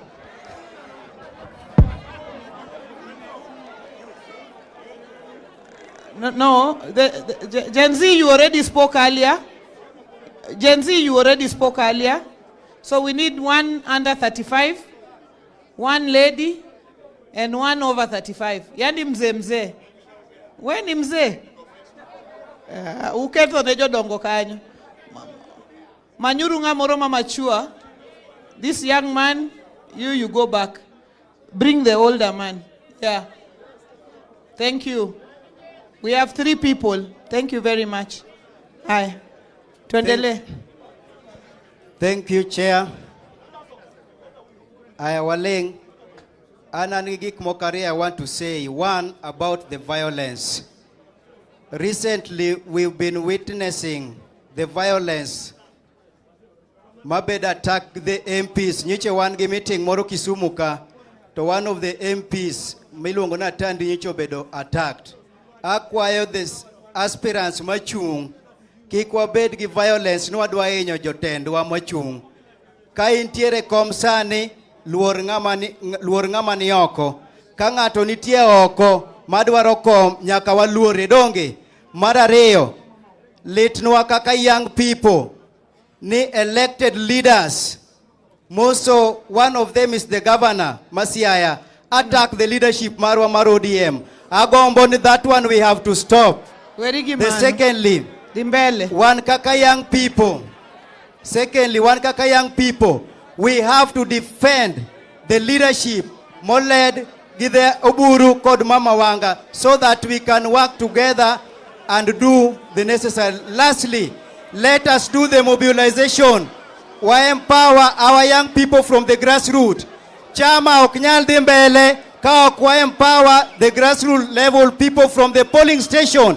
Let us empower the people from the polling station ekawadi up to national. Otherwise, thank you, Mama Wanga. We will support you with the entire leadership, Mar ODM. Thank you and may God bless you. Thank you.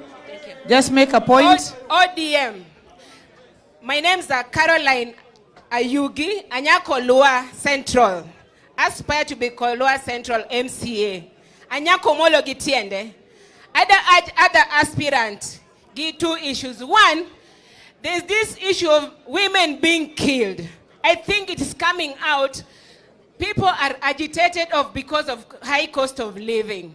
I want to urge all aspirants to skis the ground and let us give good information to our people. One, no kuanganyo Kisumu ka nikech nenganyo. No anganyo because we have issue. It was a global thing. It was a global issue, not. I think, Carol, hello? What the aspirants are saying, this meeting has an agenda, it has a theme, we stick to that theme. And you just make one point. Yeah. So, as a lady also,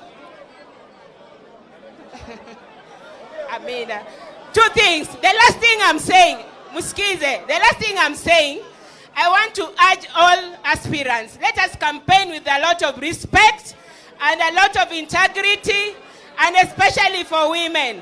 And third, I want to say something. Let us to skize ground wananchi. Let us be issue-based campaign, please. Let us be issue-based campaign. Thank you. Thank you very much. Please just make a point or two, relevant point. And also, if the point has already been made, just say you have nothing useful to add. Yeah. ODM.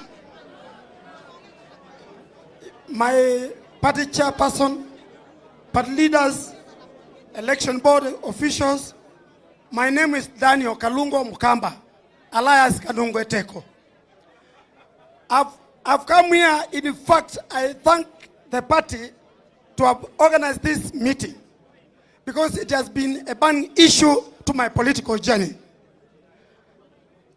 ODM is called Orange Democratic Movement. It respects the democratic rights of each citizen. I've been in ODM from 2007 to date. And I want to say this.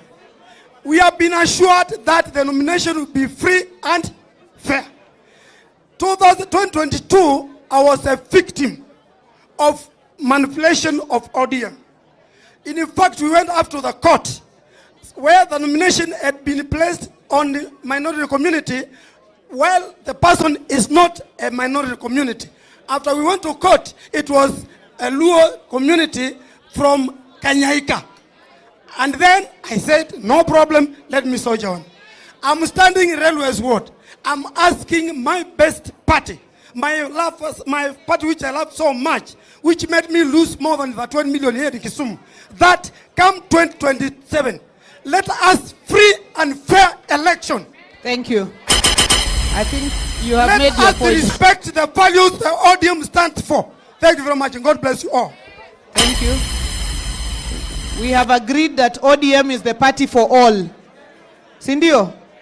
See, it's in this ODM that even in this region, we have people who are not even Luos, who have been elected as MPs. Ama? So ODM is a party for all. You are number which? Why? Okay, say one word. ODM. My name is Franklin Ismail Wasonga.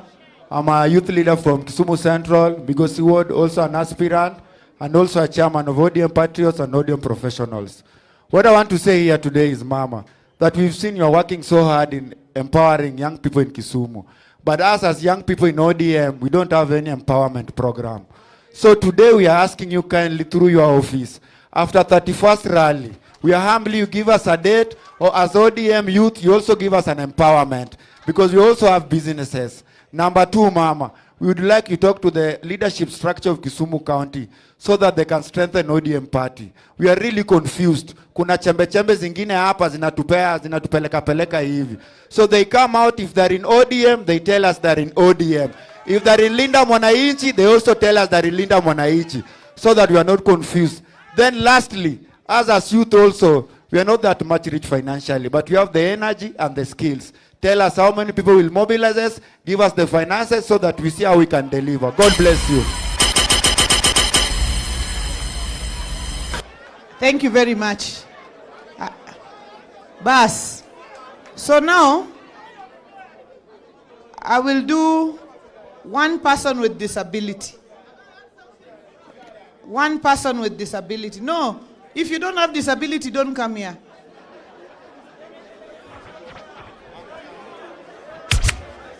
Danita can say. One person.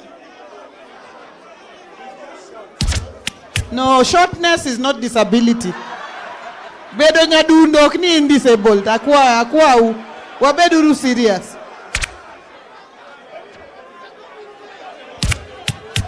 Okay, come. Danita, you had already spoken, but just pick one short word. Thank you, Madam Chair. I am bringing greetings from all persons with disabilities who are aspirants in our region. Mumepokea salamu zao? Na wamenituma niongee namna hii. I actually represent persons with disabilities in ODM from the county of Migori. But I want to bring this issue to NEB and NEC because we have not heard about the concerns of disabled aspirants here. Na tunawaomba wakati mkutano inafanyika kwa chama yetu ya ODM, persons with disabilities wapatiwa accessibility waweze kukutana na NEC, wakutane pia na NEB katika kaunti zetu. I want to tell you that persons with disabilities are also voters and they are aspirants. Thank you, Danita. And I can tell you that persons with disabilities have also sent me here today. Wakaniambia kwamba the ODM party was the first political party in Kenya to have the Disability League, Madam Chair, na kwamba Disability League is not just the league of voting for others, they are offering themselves for positions of leadership in this country. So the ODM party, with all due respect, as you plan, as you do all other things, consider accessibility for aspirants who are persons with disabilities of our region. Thank you very much. Thank you very much. Not everybody can speak. We have to agree. Jothurwa jite ok dilos. To kendo jomobet ka gi riek kendo nigi points malich. Kendo kamora mora magidhie gin gi podium kendo gi wuoyo. Koro kokiloso ing'wonna. Akwayo ni kik wapong' kae. Wadhi wabed piny. Joloso oserumo. In disabled. Watch one word. Thank you very much, Chair. I just want to add one thing. All of us are aspiring.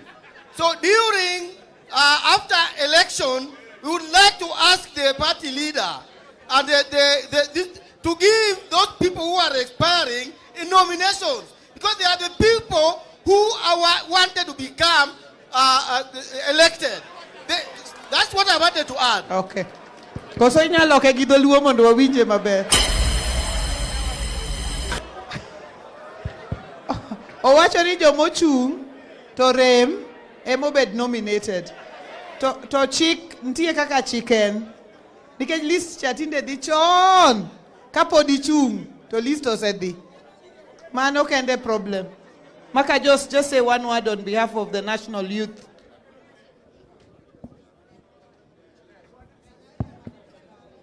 Thank you so much. Our chair and wana ODM.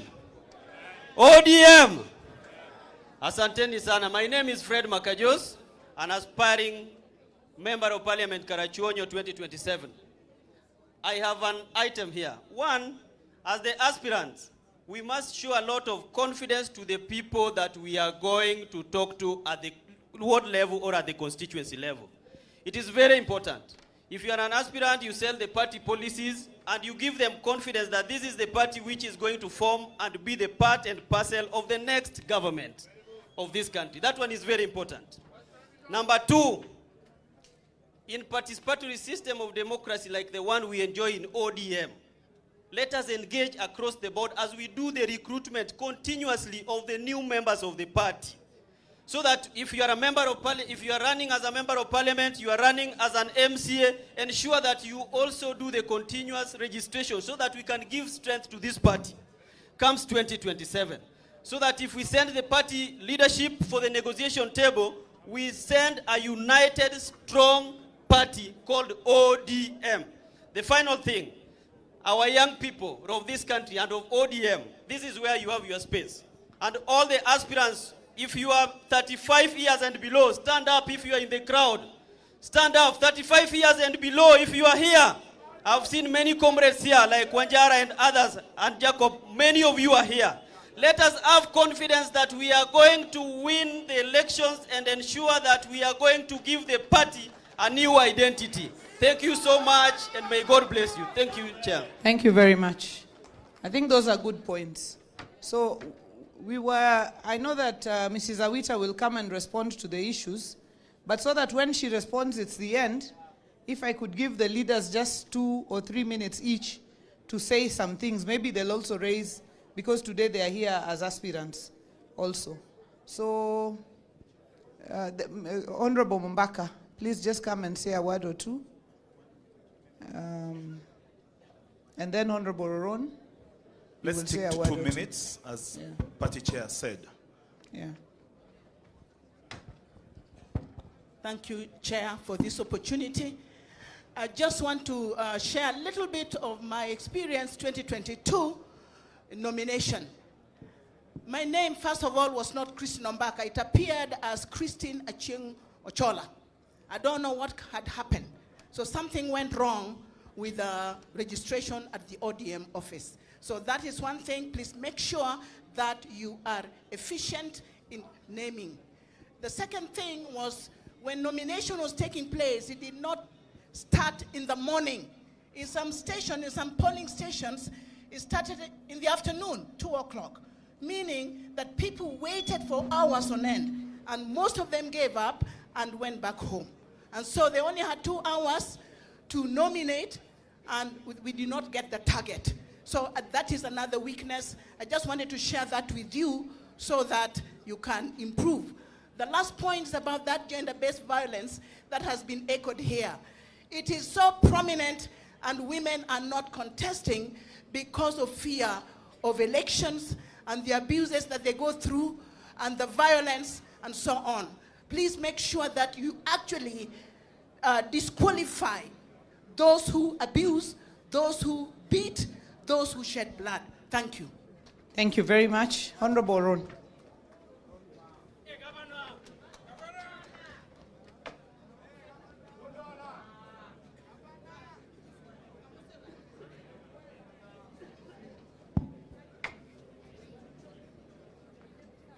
Thank you, Chair. As I was seated there, some MCAs or other aspirants were asking whether there are specific education threshold for specific positions.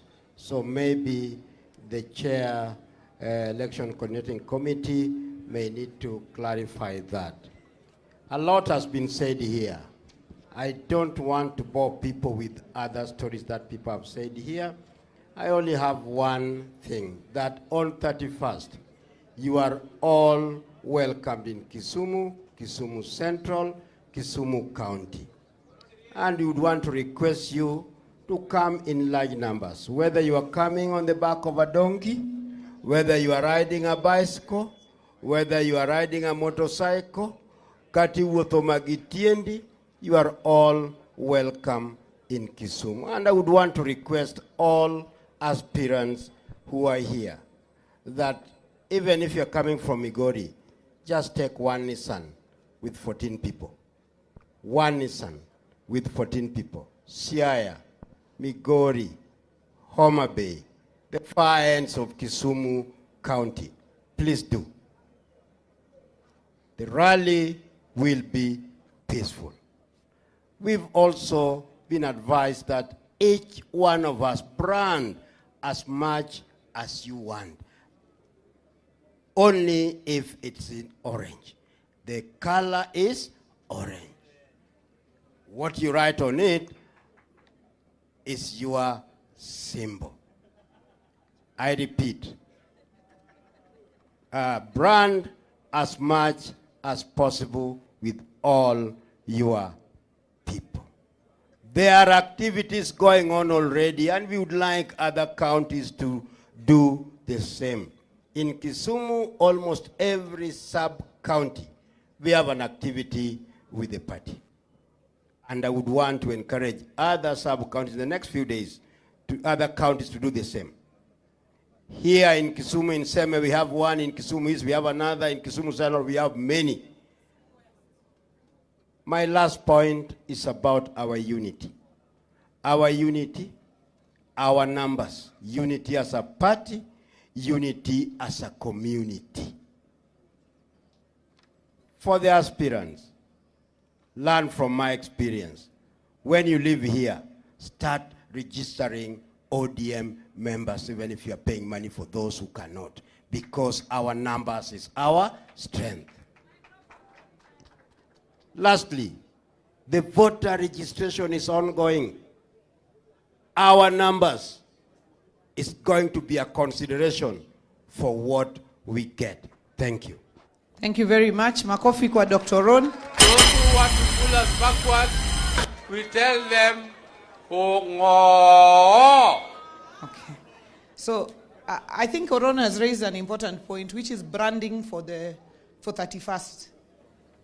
Anything orange, you write your name on it, write your picture, write your kofia, make posters with your picture.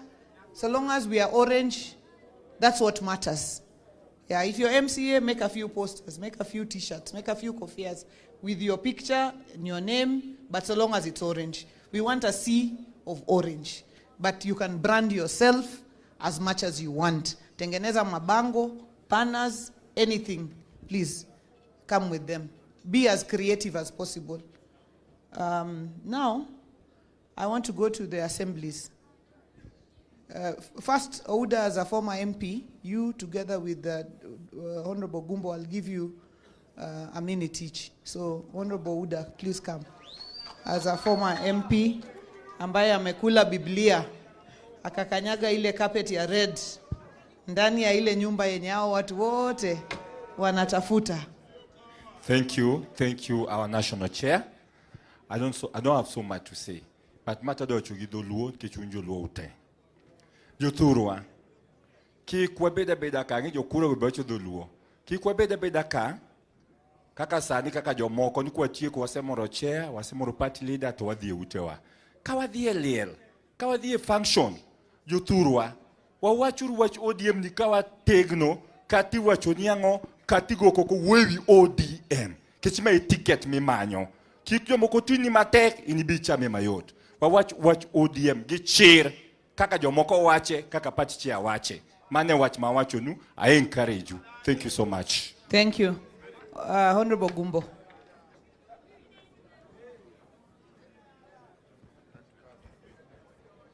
Koro DJ, you went to sleep. ODM. Mine is very simple. People will want to negotiate with you only if you are strong. Nobody wants to talk to a weak person. Nobody wants to talk to a weak organization.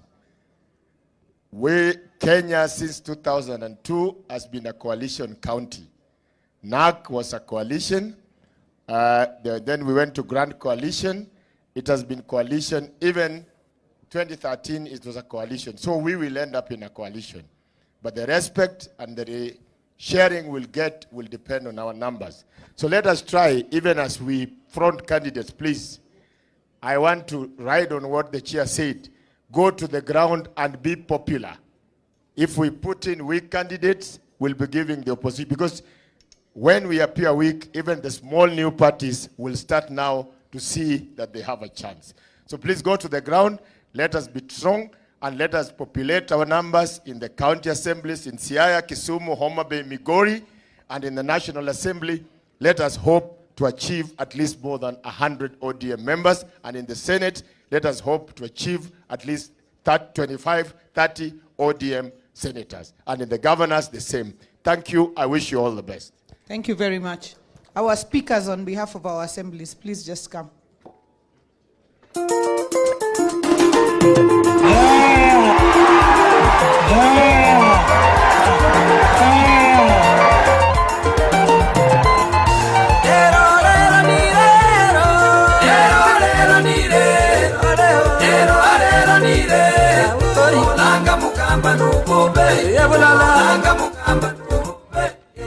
Ero Kamano, I have got 3 things to say very fast. Number 1, Chairperson, there's one gap that we are having in terms of messaging. I used to see Jacom Kagi Marodhimbele no coin a message that goes around.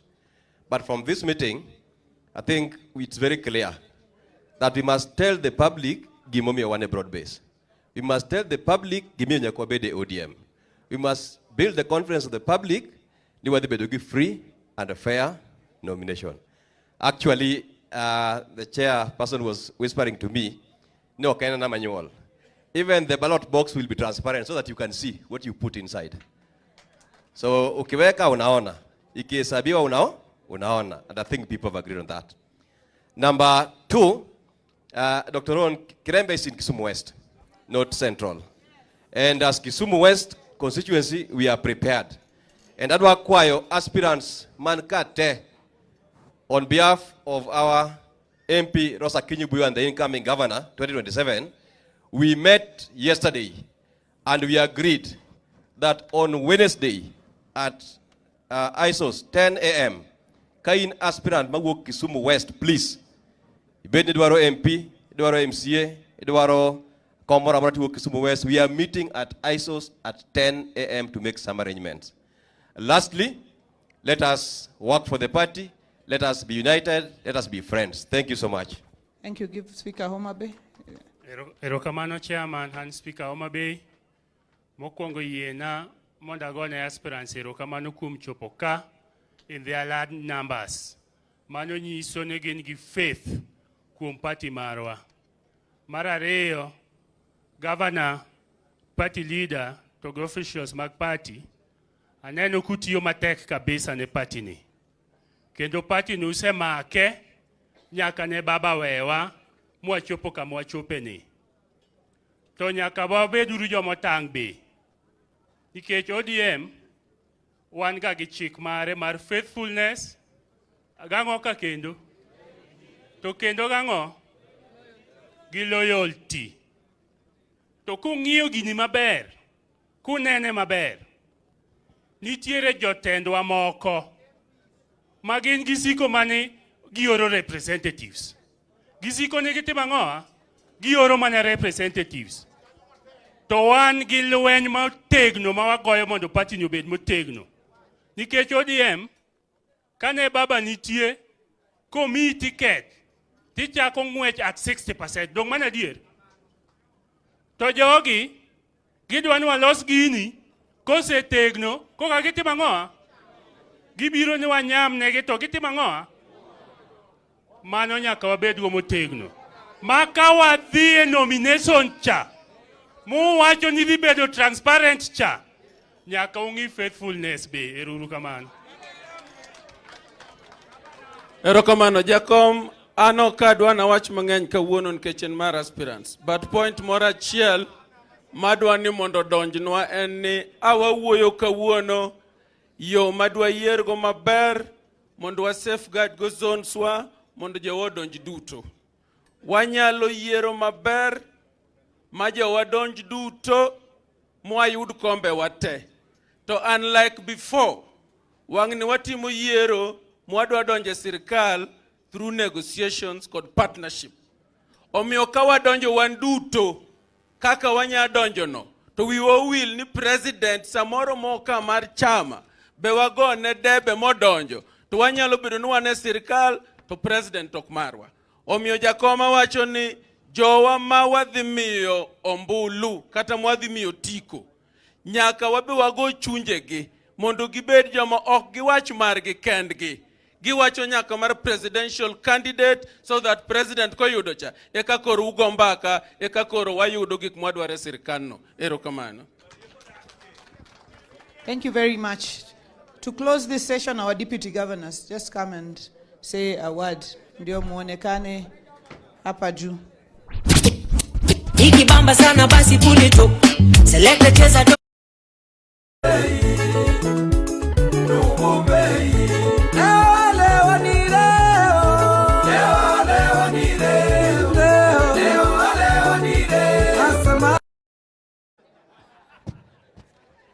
Thank you very much, Chair.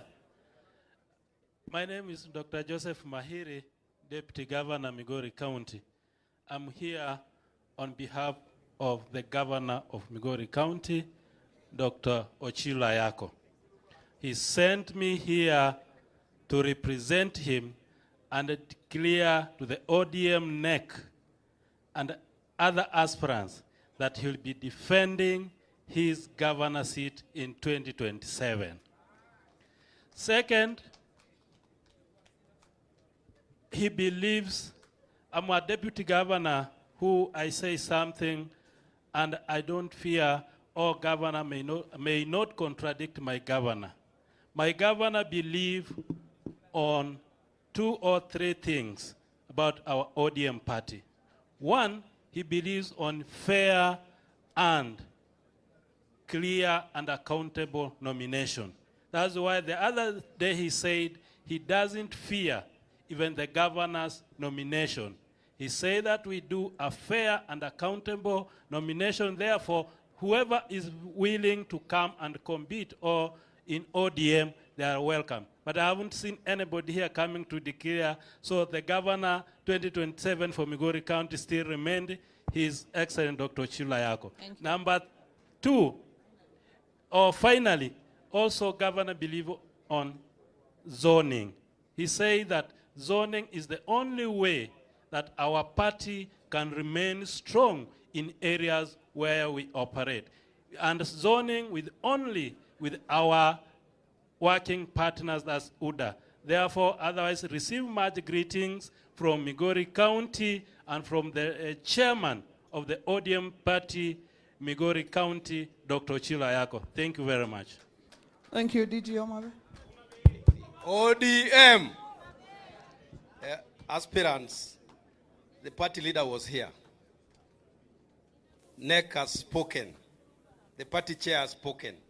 They have assured aspirants that the nominations be free and fair. By show of hands, adwa neno ngamako dio yom free and fairly to the dong a party must support ngamo yombi. Let me see by the show of hands. The chair by assurance manadwaro niko yombi to support ngamo yombi. Dong mano. Thank you so much. Thank you, Jakomala. Thank you very much. Our chair of the National Elections Coordinating Committee, please come and respond to the 1 or 2 questions that have been raised, and then I will give the closing remarks. Now, good afternoon once more. Now, the first question that I want to answer is for Nico Chola.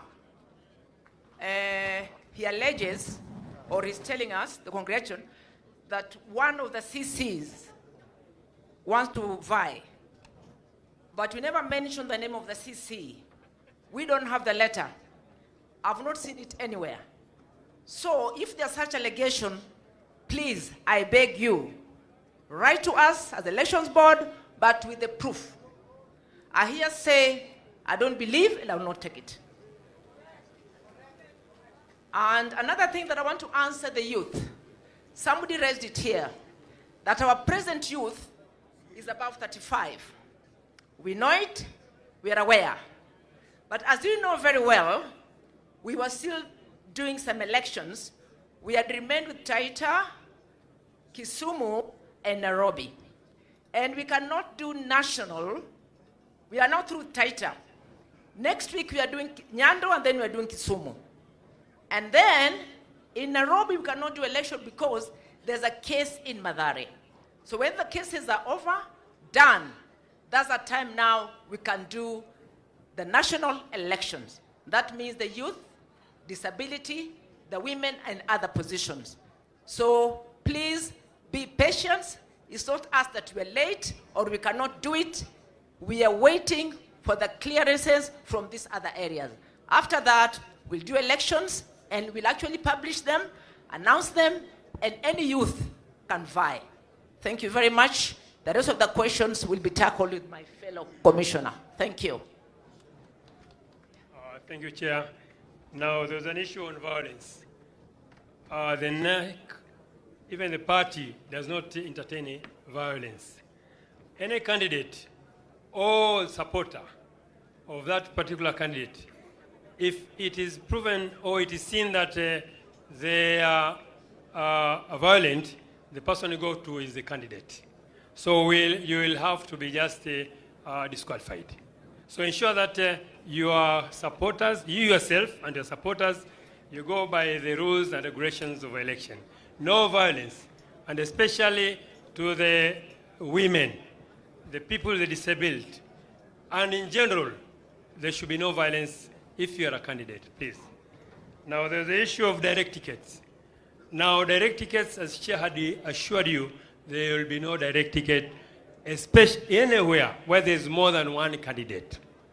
If there's more than one candidate, that is 2 and above, they will be taken through an election, nomination exercise to determine the winner. A direct ticket has its way. It can be given if they say there's only one candidate, and there's a process and a procedure to that. Now, in terms of fees, and all that will come out through a notice of election from the Chair of Election Board. There will be proper guidelines on the timelines, the fees, who is to pay how much, and everybody, the leadership is here, the Chair is here, the Chair of the party leader. So we have heard that you've talked about the youth to be looked at. Currently, the youth pay half of the amount the other candidates pay. The youth, the women, and the disabled people. But all that will come through a notice.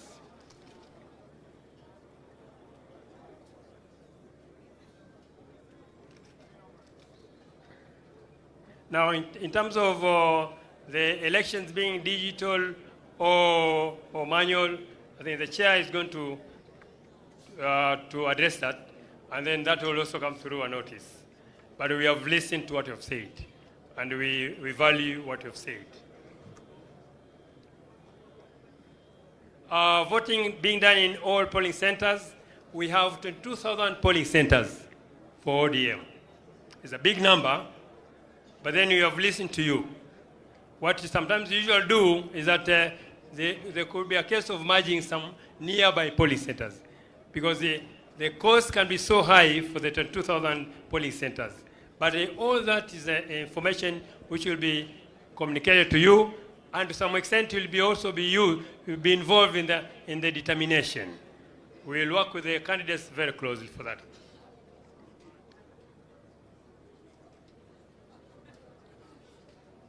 In terms of like educational requirement and the like, the guideline is that anybody who is here and a candidate get to know the guidelines of IBC. And the guidelines of IBC are the same as the guidelines of ODM. Although on top of that one, you must be a life member to be a candidate in ODM for that case. But otherwise, all that will come proper through a notice from the Chair of the Election Board. I think that is all for now.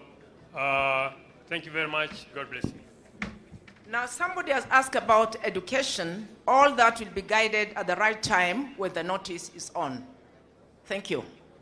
Manual or electronic has already been answered. Actually, what we want to do, we'll also give you some guidance, but I've really heard what you have said. And I think when we did balloting in Ugunja, Kasipul, it worked so well. So I think, and I'll let you know, that I don't want to preempt now, but I'll give you some guidelines on how to go about it. But I've heard, and I'll see what to consider. Thank you very much. Thank you, National Elections Coordinating Committee. Makofi kwao. Asanteni, we are praying for you to have good elections at the right time. You've started early, you have enough time to prepare till the end. I think what you didn't mention, and maybe I want to mention, is the responsibility of the aspirants in making sure they are free and fair nominations.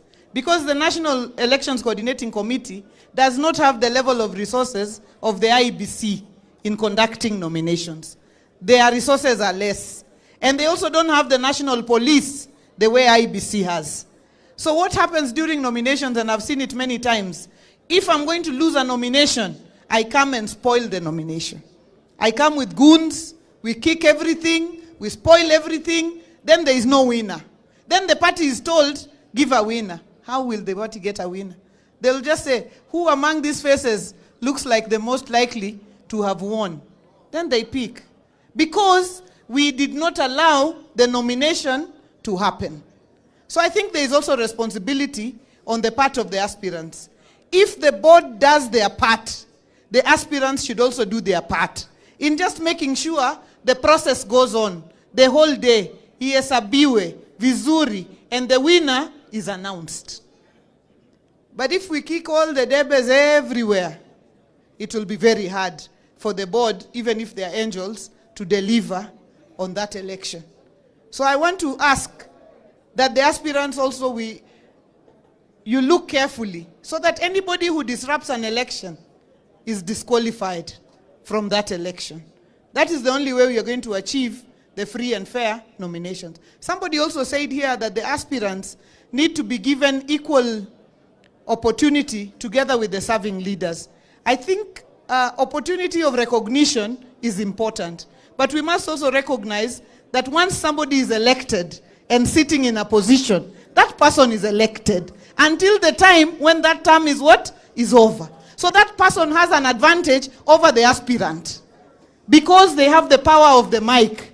When we come here, we will say MPs say something. Because for every position, there might be 10 aspirants. And not all those people could speak. So I think even in our requests, let us also be fair and know that even you tomorrow you will be elected and you will expect the same level of treatment with every other elected leader. That is what I wanted to say in conclusion, and to just encourage us. 31st is here, we are counting on you. We are here always. If you have anything, please reach out to us. The board is here, the chair is here. As I said earlier, we may not be perfect, but we are the officials that are here. We will do our very best to make sure this party stands strong. I will request that a few of us come forward. Maybe Lucy, you will come. A few of us come forward to help with reading of the resolutions. Two ladies from each county, two from Migori, 2 from Homa Bay, 2 from Siaya, 2 from Kisumu. And also 2 gentlemen from each county. Please. This is Henry.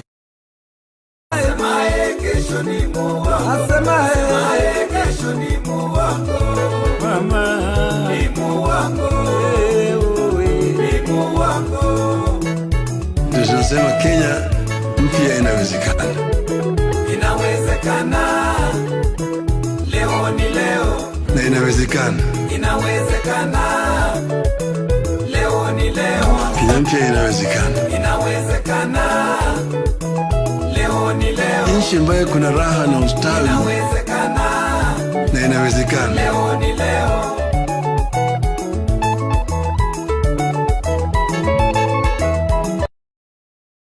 Okay, tuketi tafadhali, tuketi dakika 2 tutakuwa tumemaliza. Okay, let's get started. Thank you.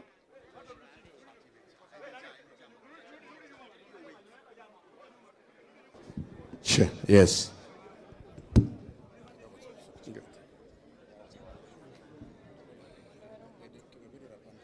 Oh, come on. Okay. Thank you. And then after that, the Speaker of Kisumu will put the question. ODM, Orange Democratic Movement, resolutions of the aspirants meeting held on 25th May 2026 at Ground Roll, Swiss Hotel, Kisumu County. We, the ODM party aspirants, drawn from the counties of Siaya, Kisumu, Homa Bay, and Migori, gathered here today at the Grand Royal Swiss Hotel, having deliberated and consulted with the party leadership, do hereby resolve as follows. Number 1, that we commend all aspirants for taking the for taking the bold initiative of expressing interest in contesting for various elective seats on the party ticket ahead of the 2027 general elections. 2, that all aspirants be encouraged to entirely campaign, mobilize support, and strengthen the party at the grassroots level in preparation for the forthcoming general election. 3, that aspirants and the party leadership undertake sustained mobilization for national identity card acquisition, voter registration exercises to enhance voter participation and expand the party support base. Number 4, the registration of aspirants remains ongoing and all interested members are encouraged to apply. Number 5, that all aspirants, supporters, and party members are urged to conduct campaigns peacefully, responsibly, and in a manner that promotes party cohesion and national unity. Number 6, we have been assured by the National Elections Coordinating Committee, NEC, that the party remains committed to credible, fair, democratic nomination process that uphold the will of members and inspire public confidence. Finally, that we reaffirm our unity, solidarity, and collective resolve to form the next government through a transparent, inclusive, and people-driven process. In conclusion, in unity and solidarity, we remain focused on strengthening the party, mobilizing our supporters, and securing a credible and successful victory in 2027 general election in Kenya, delivered in Kisumu this 25th day of May 2026. Thank you. May I request the Honorable Speaker? I proceed to put a question on the resolutions of the aspirants of the Nyanza region held today, the 25th of May 2026 at the Grand Royal Swiss Kisumu. And I put that as many of the opinion that the resolution be adopted say aye. Aye. As many of the contrary opinion say nay, the ayes have it. And the resolutions of today have been adopted. Thank you. So much. Now let's remain standing for the national anthem, then we close the meeting. National anthem. National anthem. National anthem peke yake.